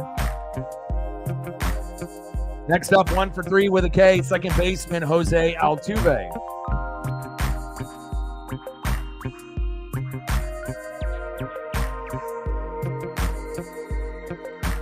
Scott Service coming out, and I think Santos is coming in. Altuve versus Santos.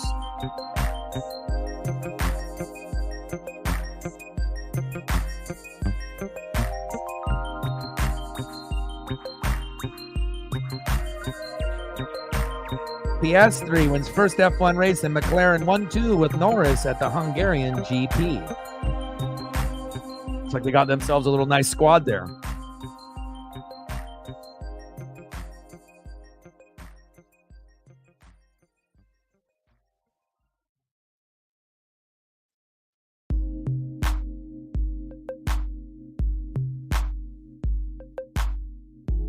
Appreciate you, brother. I may make room for these. Sometimes you got to go through, quite a few to be able to find ones that'll format. Some will format right away and others won't. I try to typically get photos that are going to fit the full screen, and I try to get HD 4K photos, so I try to stay away from a lot of the blurry photos or the photos that are only going to fit a part of the screen. When it fills the screen, it looks the cleanest, so I usually try to go for those. So there's other stuff that's out there, but sometimes they want to work, and sometimes it's a little bit of a challenge. See if I can get one more up here for you while we're waiting in the commercial break for DX. DX loves his F1.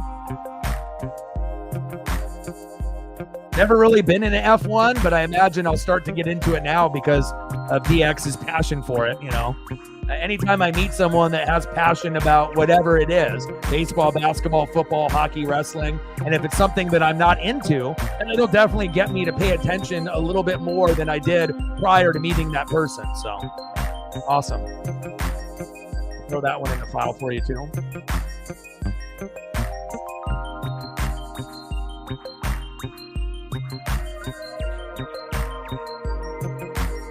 That's a good question, Adam. The Yankees are going to go through the ups and the downs just like any elite team, and we'll see if they end up making a move for a pitcher or a hitter to add to that massive lineup that they have. I think it's just one of those things is, you're just going to have to go through, these different series, and then you're going to end up finding a win streak at some point. You just have to go through the good, the bad, and the ugly. It's not always going to be, winning 5-0, 8-1, 7-2. Sometimes you're going to go on a slump. So Rojas to first. There we go. Way to get out of the inning there.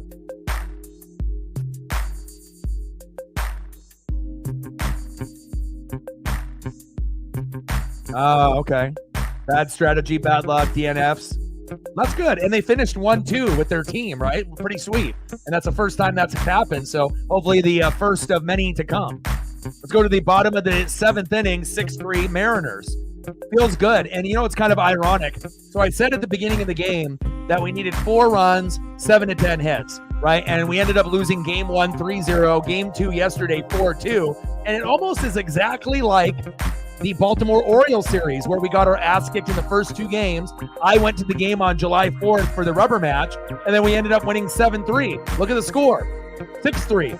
It's almost identical to what happened when we played the Baltimore Orioles. So, but it's better to win 1 out of 3 rather than none out of 3, and I'll take it. And hopefully the Mariners aren't done. I would love for us to put up a few more runs if possible. That might be asking too much, but, it's always good because you almost feel, depending on how the pitching is in the bullpen, that the Astros are only a couple swings away from tying the game, and again, when a team has been as hot as Houston, it's not over until, it's over, until the fat lady sings, right? It's not over till it's over. So until the game is finished, and then I can say, Mariners win, Mariners win, Mariners win, and we dance, and I throw up the photos of us dancing, then I'm only going to be comfortable. But hopefully we can find a way to get this dub because, if we want to be able to stay close to Houston, we need to make sure we're winning some of these battles.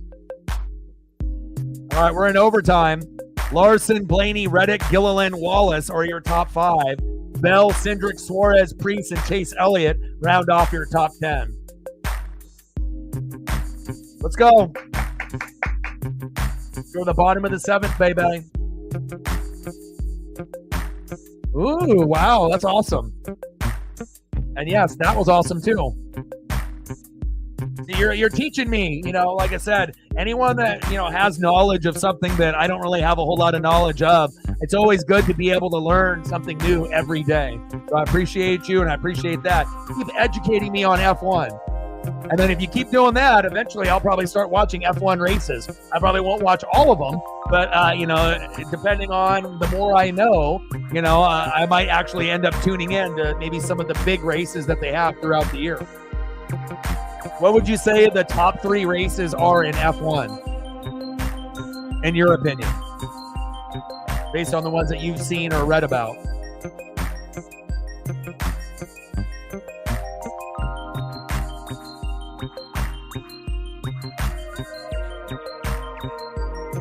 Next up, 0 for 3 with 2 Ks, shortstop J.P. Crawford.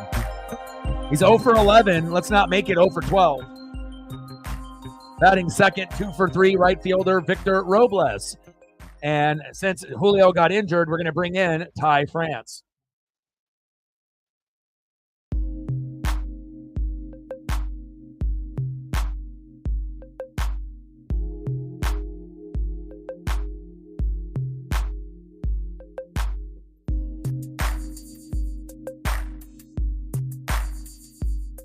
Yeah, well, Dipoto and the rest of the organization should have already had their mind on bringing in guys, but especially with Julio being a little nicked up. I mean, how many more games do we need to lose? How many more times do we need to point out we have 0 300 batters, and then now we're having injuries on top of that? We need to. But the thing is, if the Mariner organization doesn't think that we can win the World Series or get to the World Series, they may not pull the trigger. They may just wait. We can be a playoff team. We can be a playoff pretender, win the division or get a wild card, maybe even win one round. But are we actually good enough to make the ALCS or the World Series? Probably not this year, even if we add a couple bats and a couple pitchers, in the bullpen. So, and that's just being realistic and honest.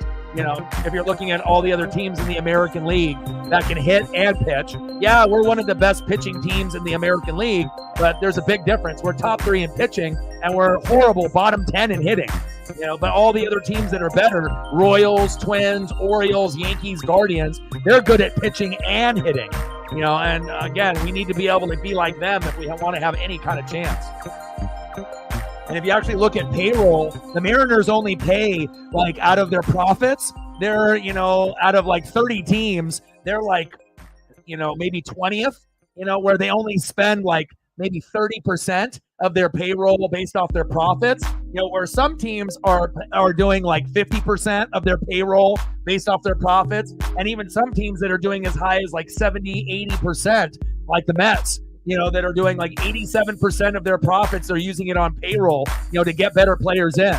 The Mariners are only spending a very small fraction, maybe 30%, 25 to 30. I saw a stat graph of it, but we need to be in the wheelhouse where we don't need to be spending 87% of our profits like the Mets. It hasn't worked out for them, but we need to find that sweet spot where the Braves and the Yankees are, and it's maybe 5th to 10th in payroll, right? Somewhere in there. And that's the sweet spot where you're actually paying for some guys, but you're not wasting all your profits either. That nice little sweet spot.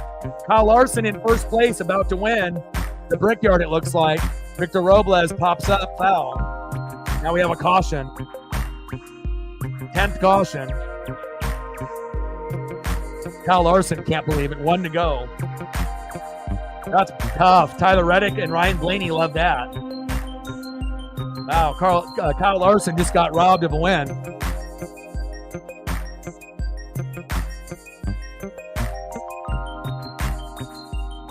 The difference between the Diamondbacks and us, Captain Oreo, they can hit.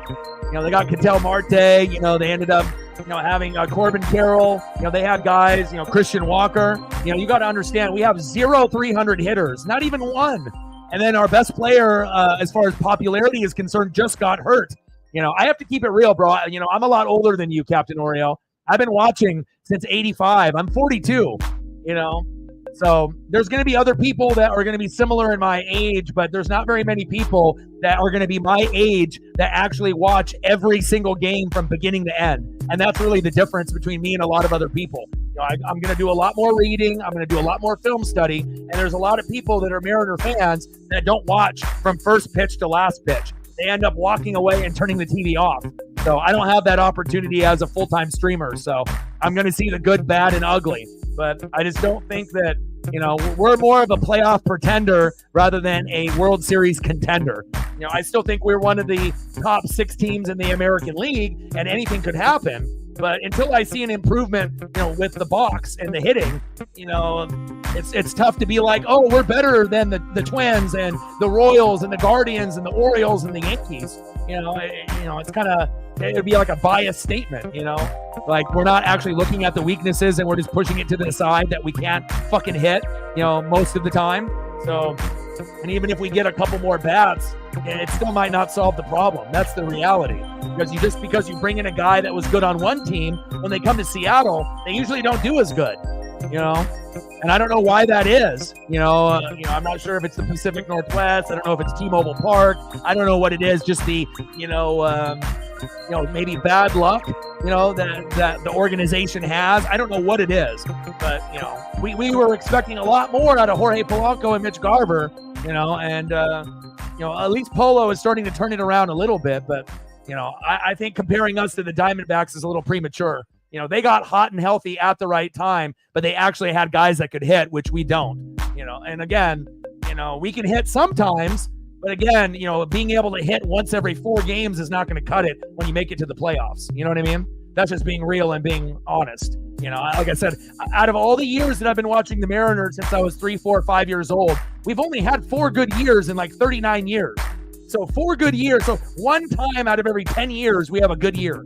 That's not good. But moving forward from 2022 to 2042, we should have many, many good years. You know, maybe 10 or 12 good years out of a 20-year stretch. But again, we're just in the beginning stages. This is year number 3 of the Julio, Cal Raleigh, George Kirby era. You know, we made the playoffs. We missed the wild card barely last year. And it looks like we're going to either win the division or get a wild card this year. So you got to crawl before you walk. 1995, 1997, 2001, 2022. That's it. We've had 4 good years, and we had 20 years with no playoffs. So a lot of times fans forget on all the struggles we had prior to getting Cal, Julio, and George Kirby. Line drive, throw to first, 1 away. That's me having to be honest and real, which you're not going to typically see on a lot of, channels on YouTube. They're going to cover their team. They're going to be incredibly biased. They're not going to give credit to the greatness on the other team. And they're going to, say how great this particular team and players are. But it's better to be honest and real, even when it's kind of something that hurts a little bit, to admit that we're not as good as maybe some people think we are. You got to keep it honest and real, regardless if it's the Seattle Mariners or even our heated rival, the Houston Astros. So, top of the 8th, 6-3 Mariners. Next up in the box with a 1-0 count, Yordan Alvarez. Let's go, baby. When we're good, you're going to know it. It's going to be one of those things, and not only will the Mariner fans know it, everyone will know it. But again, once we end up being a really, really good team, we got to bring up some of these farm guys, trade for some quality pieces, and then we'll have 2 or 3 guys batting 300. And when that happens, then we're going to be a World Series contender as long as we still have a majority of the pitching staff. But, until that day, we're going to have to go through these growing pains. Yordan Alvarez, 3 for 3, solo home run, triple single, 2 RBIs. But, one of them was kind of cheap when Julio ran into the wall. So I don't think he really deserved to get that, big of a hit on that particular play. But, it is what it is. 299 average, 20 homers, and 54 ribbies. We could use a Yordan Alvarez on the Mariners. That one chopped foul.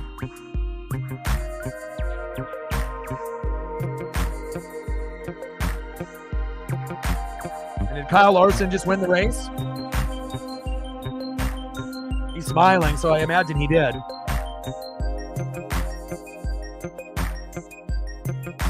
What a comeback by Kyle, man. Being in 16th place, then 10th place, and then all of a sudden 8th place, and then sitting in 3rd, and then got all the way up to the front. Nice job, Kyle.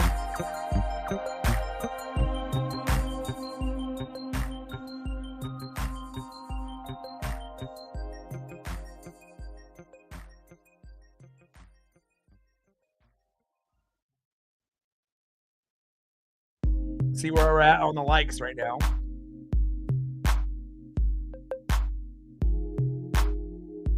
All right, we're still 1 like away from 30. If you haven't smashed the like button just yet, please do. We just got it. 5 more to get to 35, 10 more to get to 40. Let's go. 1-2 pitch.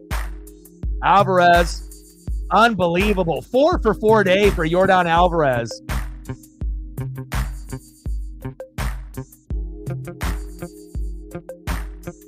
Wow, Yordan Alvarez with the cycle. Wow, single, double, triple, and a home run. Wow. Nice job by Yordan Alvarez. See, these are things that a lot of Mariner, content creators wouldn't be able to appreciate or, acknowledge. But that is amazing. You don't see too many people hitting for the cycle nowadays.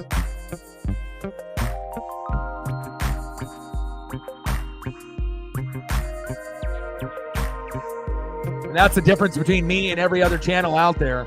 We'll give the proper, love and appreciation that, needs to be given, even if it is a heated rival. Nice job by Yordan Alvarez. Single, double, triple, and a home run for the cycle. First cycle hit against the Mariners in 2024, I believe. Top of the 8th, runner at second, 1 away. 1-1 count from Santos to Yanier Diaz.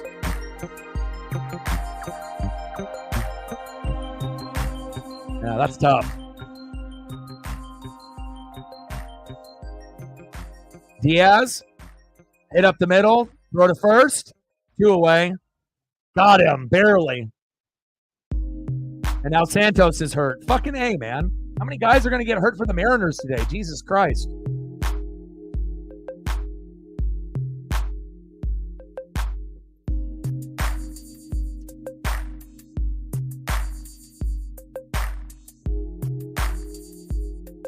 Hopefully Santos' wrist is okay. Well, I already kind of knew, when they substituted Robbie Ray into the game that we were fucked. You don't want to bring in a guy that has been struggling for weeks, prior to that happening, And then when they brought Robbie Ray in, it was just a matter of time of someone making a big play. And again, it was cool to be able to beat the Blue Jays, and win a series after not making the playoffs for 20 plus years. But again, you got to crawl before you walk. You can't expect to not make the playoffs for 20 years, and then all of a sudden you're going to make it all the way to the World Series and win in your first year in the playoffs. It doesn't work like that in baseball. So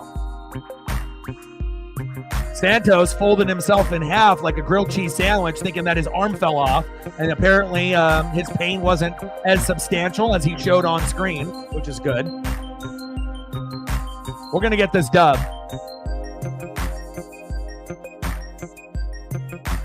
Like, sub, donate, comment, share, help your boy out. Top of the 8th, 6-3 Mariners.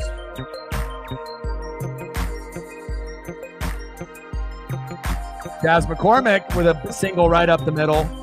Alvarez scores 6-4 Mariners. See, imagine if we didn't have that Luke Raley homer, this game is over. Because right now we would be down 4-3 and we wouldn't be able to come back, more than likely. So thank God for Luke Raley. Thank God for Polo. Thank God for Brian Wu and Victor Robles. Sucks that Julio ended up getting hurt, but it shows you how important it is to get to 4 runs and 7 to 10 hits. If you get to 1 to 3 runs, you're not going to win very many games in Major League Baseball nowadays. It's not a hitting league anymore. It's a pitching league. Jeremy Pena pops up. There we go. All right, let's go to the bottom of the 8th inning. 6-4 Mariners. Well, at least this game is high scoring and entertaining for both. I just wish Julio didn't fucking run into the wall full speed and injure himself. And if he was going to run into the wall, at least hang on to the ball and to finish the inning. But again, it's like it came out right when he was like falling down. But if he just would have been able to squeeze the mitt and just hang on to the pain for 1 second longer, we would have been out of the inning. But I guess it is what it is. Sometimes when you injure 2 body parts at the same time, then shit happens, I guess, huh? Next up for the Mariners, 0 for 3, big dumper, Cal Raleigh. Would be great to get a little bit of insurance and get one more blast to make it 7-4 before this game goes into the 9th. Batting second, 2 for 3 with a solo jack, Jorge Polanco. And batting third, 1 for 3 with a run, third baseman, Hollywood Josh Rojas. Let's go, baby.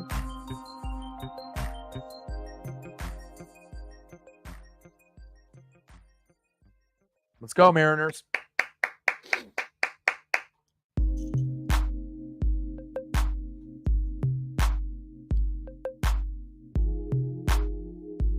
Yeah, when Judge hit his toe, I was watching that game. It wasn't like, oh my God, his leg is broken or, he's on the ground, writhing in pain. He just kind of hit the concrete, area, and then there was a door there, and, just kind of jammed his toe on an extreme level. Julio was running to try to rob a home run full speed, and then his face, his knee, and his ankle hit the fucking wall full speed. So a little bit different. But you saw how long Aaron Judge was hurt after hitting his toe. You wouldn't think, oh, you injured your toe, you're only going to be out for a game or two. Fucking Judge was out for months. So he never really was right. Even when he came back, it kind of hindered him from having the season he had before when he had the 62 home runs. It definitely limited a lot of his numbers. But this year, he looks like the player he was in 2022. And I was lucky enough to get an Aaron Judge ball in 2022 versus the Mariners when he ended up going for 62 home runs. And I saw him go yard in Seattle for one of those 62 home runs as well. So obviously I have a special place for Aaron Judge as far as a baseball athlete here in the major leagues. Bottom of the 8th, 6-4 Mariners. 2-0 count to Big Dumper Cal Raleigh. No problem, Alex. I got a link. If you follow me on Twitter/X or Instagram, I can send you a link to be able to watch the game. Again, there's many, many links that you can watch the game, even if it's not local for you. There's quite a few that you can, be able to click on to watch the game. One's going to have baseball, basketball, football, hockey, wrestling on it. And then another one is just for pretty much, NASCAR and Indy. But if you don't want to go that route and you just want to be able to listen to me, I got you. Appreciate the compliments. Bottom of the 8th, 6-4 Mariners. 3-1 count to Cal Raleigh. Is chop foul. Now count is full, 3-2.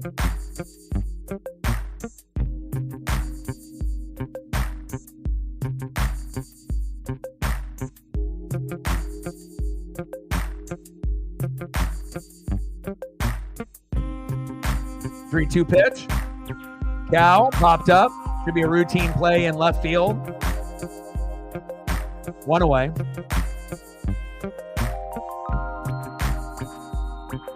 Next up for the Mariners, second baseman, had a solo jack earlier today, Jorge Polanco.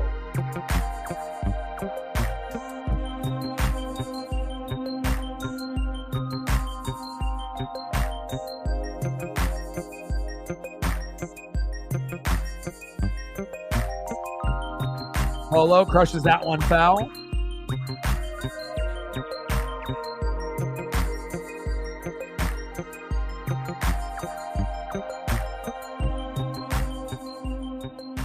Yeah, Judge in person is wild, man. To be able to hear the sound of the ball crack the bat for a home run. I feel like when you see Shohei Ohtani homer in front of you in person or like Aaron Judge, the ball and the bat sounds different compared to everyone else in the league.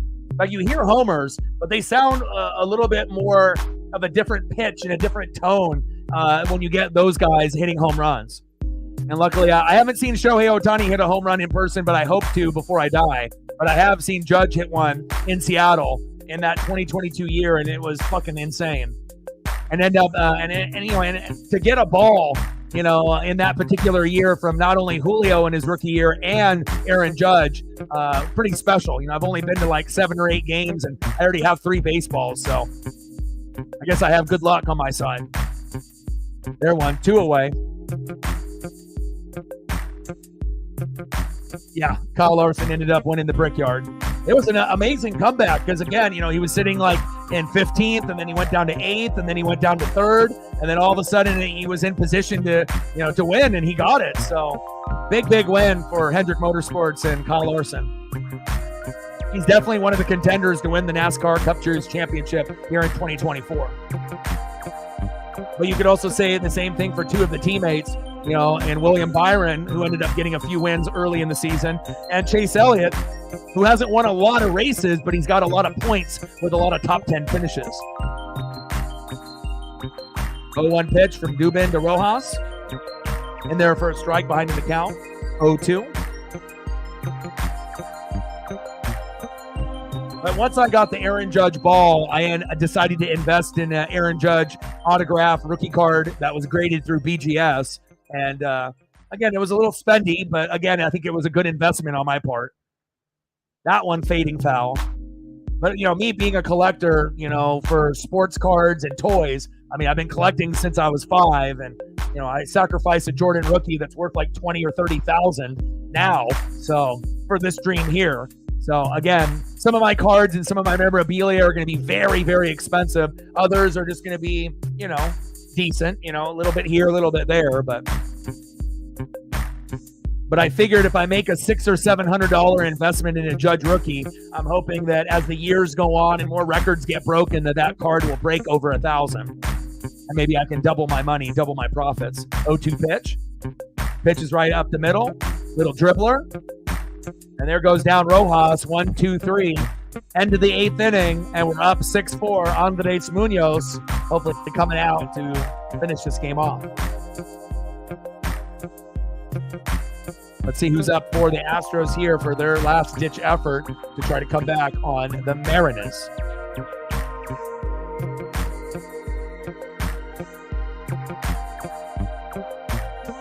Next up for the Astros, 0-for-3 in a K, center fielder Jake Myers. Batting second, 1-for-3 with 2 Ks, right fielder Trey Cabbage. And batting third, 1-for-3 with a run and 2 Ks, left fielder Mauricio Dubon.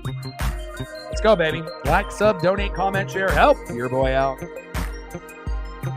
Where are we at on the likes? Have we hit 35 yet? We're at 31. If you haven't smashed the like button just yet, please do. We need 4 more to hit the goal. Now we're at 32. 3 more to hit the goal since we're already here in the 9th inning. If we can get to 35, I think that would be a bonus. Somewhere between 35 and 40. Let's go.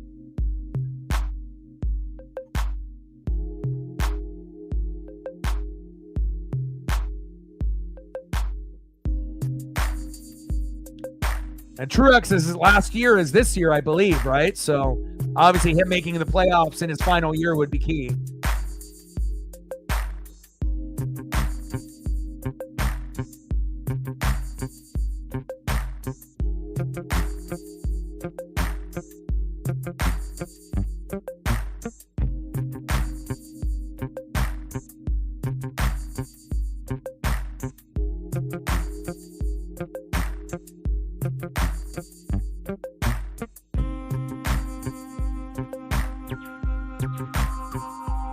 Go, baby. We need that energy.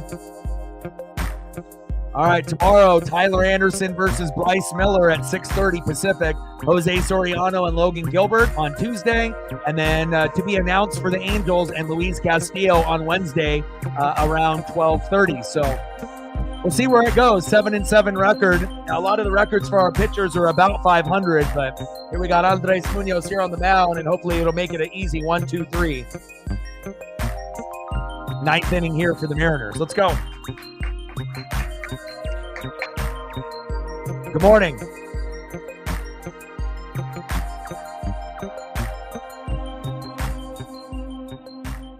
Top of the 9th, 6-4 Mariners. Pitches outside, 1-1 count from Andres Munoz.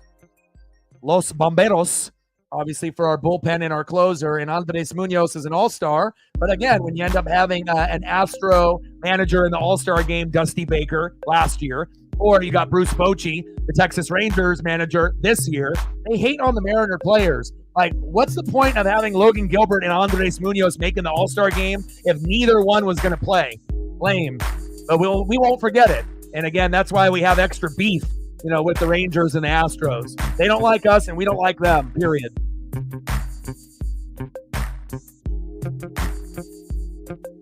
Top of the 9th, 6-4 Seattle. 1-2 count from Munoz to Myers. On the corner. Got him, baby. Ándale. Vamos, Munoz. Yes, sir. First strikeout for Andres Munoz. He's electric, baby. One away.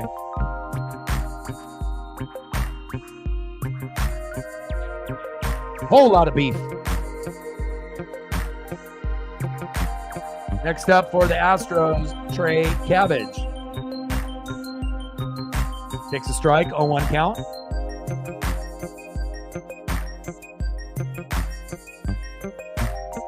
See, this is what I like right here, stats like this. Alvarez's cycle tonight, first one by a Cuban player since 2017. Now, if you really want to go deep, who was the player that's Cuban in 2017 that last went for the cycle? Go even deeper for me and let me know who that was. Great stat by DX there.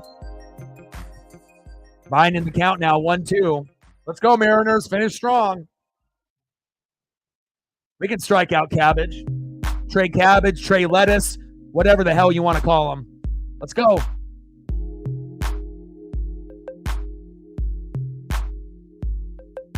See ya later. There goes Trey Cabbage, Trey Lettuce, Trey Collard Greens. See ya later. 2 away.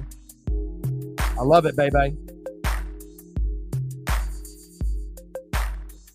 Yes, sir. Yes, sir. One more strikeout and this game is over.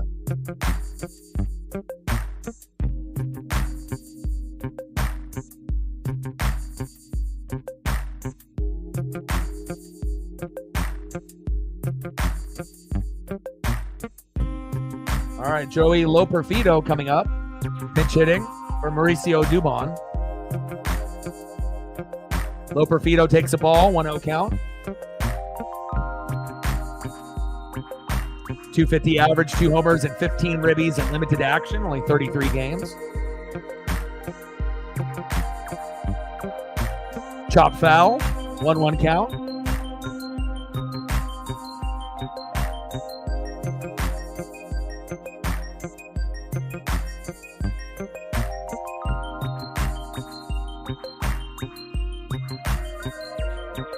Pitches outside, 2-1 count to Loperfido. Come on, baby.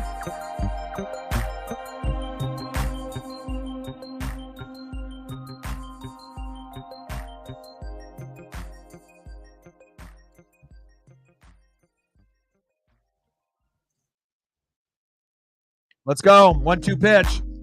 Got him!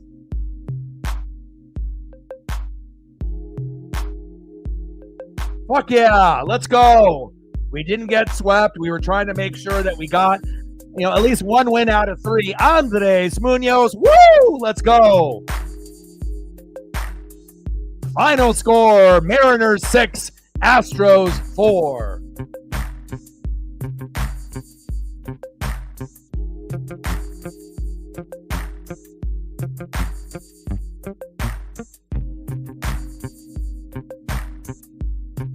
And what do we do when the Mariners win? We dance. Mariners win. Mariners win. Mariners win. Let's go. That one felt good. Nice job by Andres Munoz. But again, if we didn't get that 3-run blast out of Luke Raley, we would have lost 4-3. 100%. We would have lost this game. So, Luke Raley, with that big 3-run shot in the bottom of the 6th, that was really the extra oomph that we needed. And again, getting 1 to 3 runs is not going to cut it in Major League Baseball. So, it felt like a while since we ended up getting our last win, but we danced, we win, and now we got a 3-game set against the Angels, and hopefully we can win 2 out of 3 against the Angels, but best case scenario, we can win 3 out of 3, and that'll give us a little bit of ground on the Houston Astros. But even though Houston is our biggest rival, they are very, very good. And, we might end up seeing them down the road. But for today, the Mariners are winners. Let's go. Trident's up, baby. Ooh, Jose Abreu. Okay. Luke Raley. That blast was huge, baby.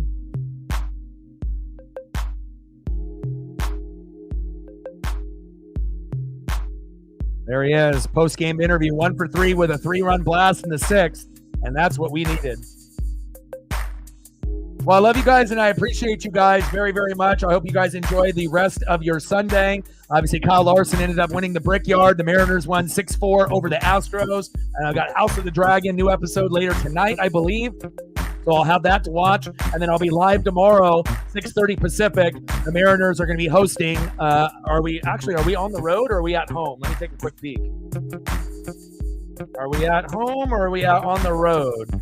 We are at home hosting the Angels, and I'll be live at 6:30 Pacific. We got to 40 likes. There we go. I love that. So I love you guys, and I appreciate you guys very, very much. Hope you guys enjoy the rest of your Sunday. And again, I'll be live at 6:30 Pacific tomorrow for the Angels and the Mariners. And I got one question for you. Who you know talks sports like us? The boy Ryan, Northwest Sports Fanatics, and I'm out. Thanks.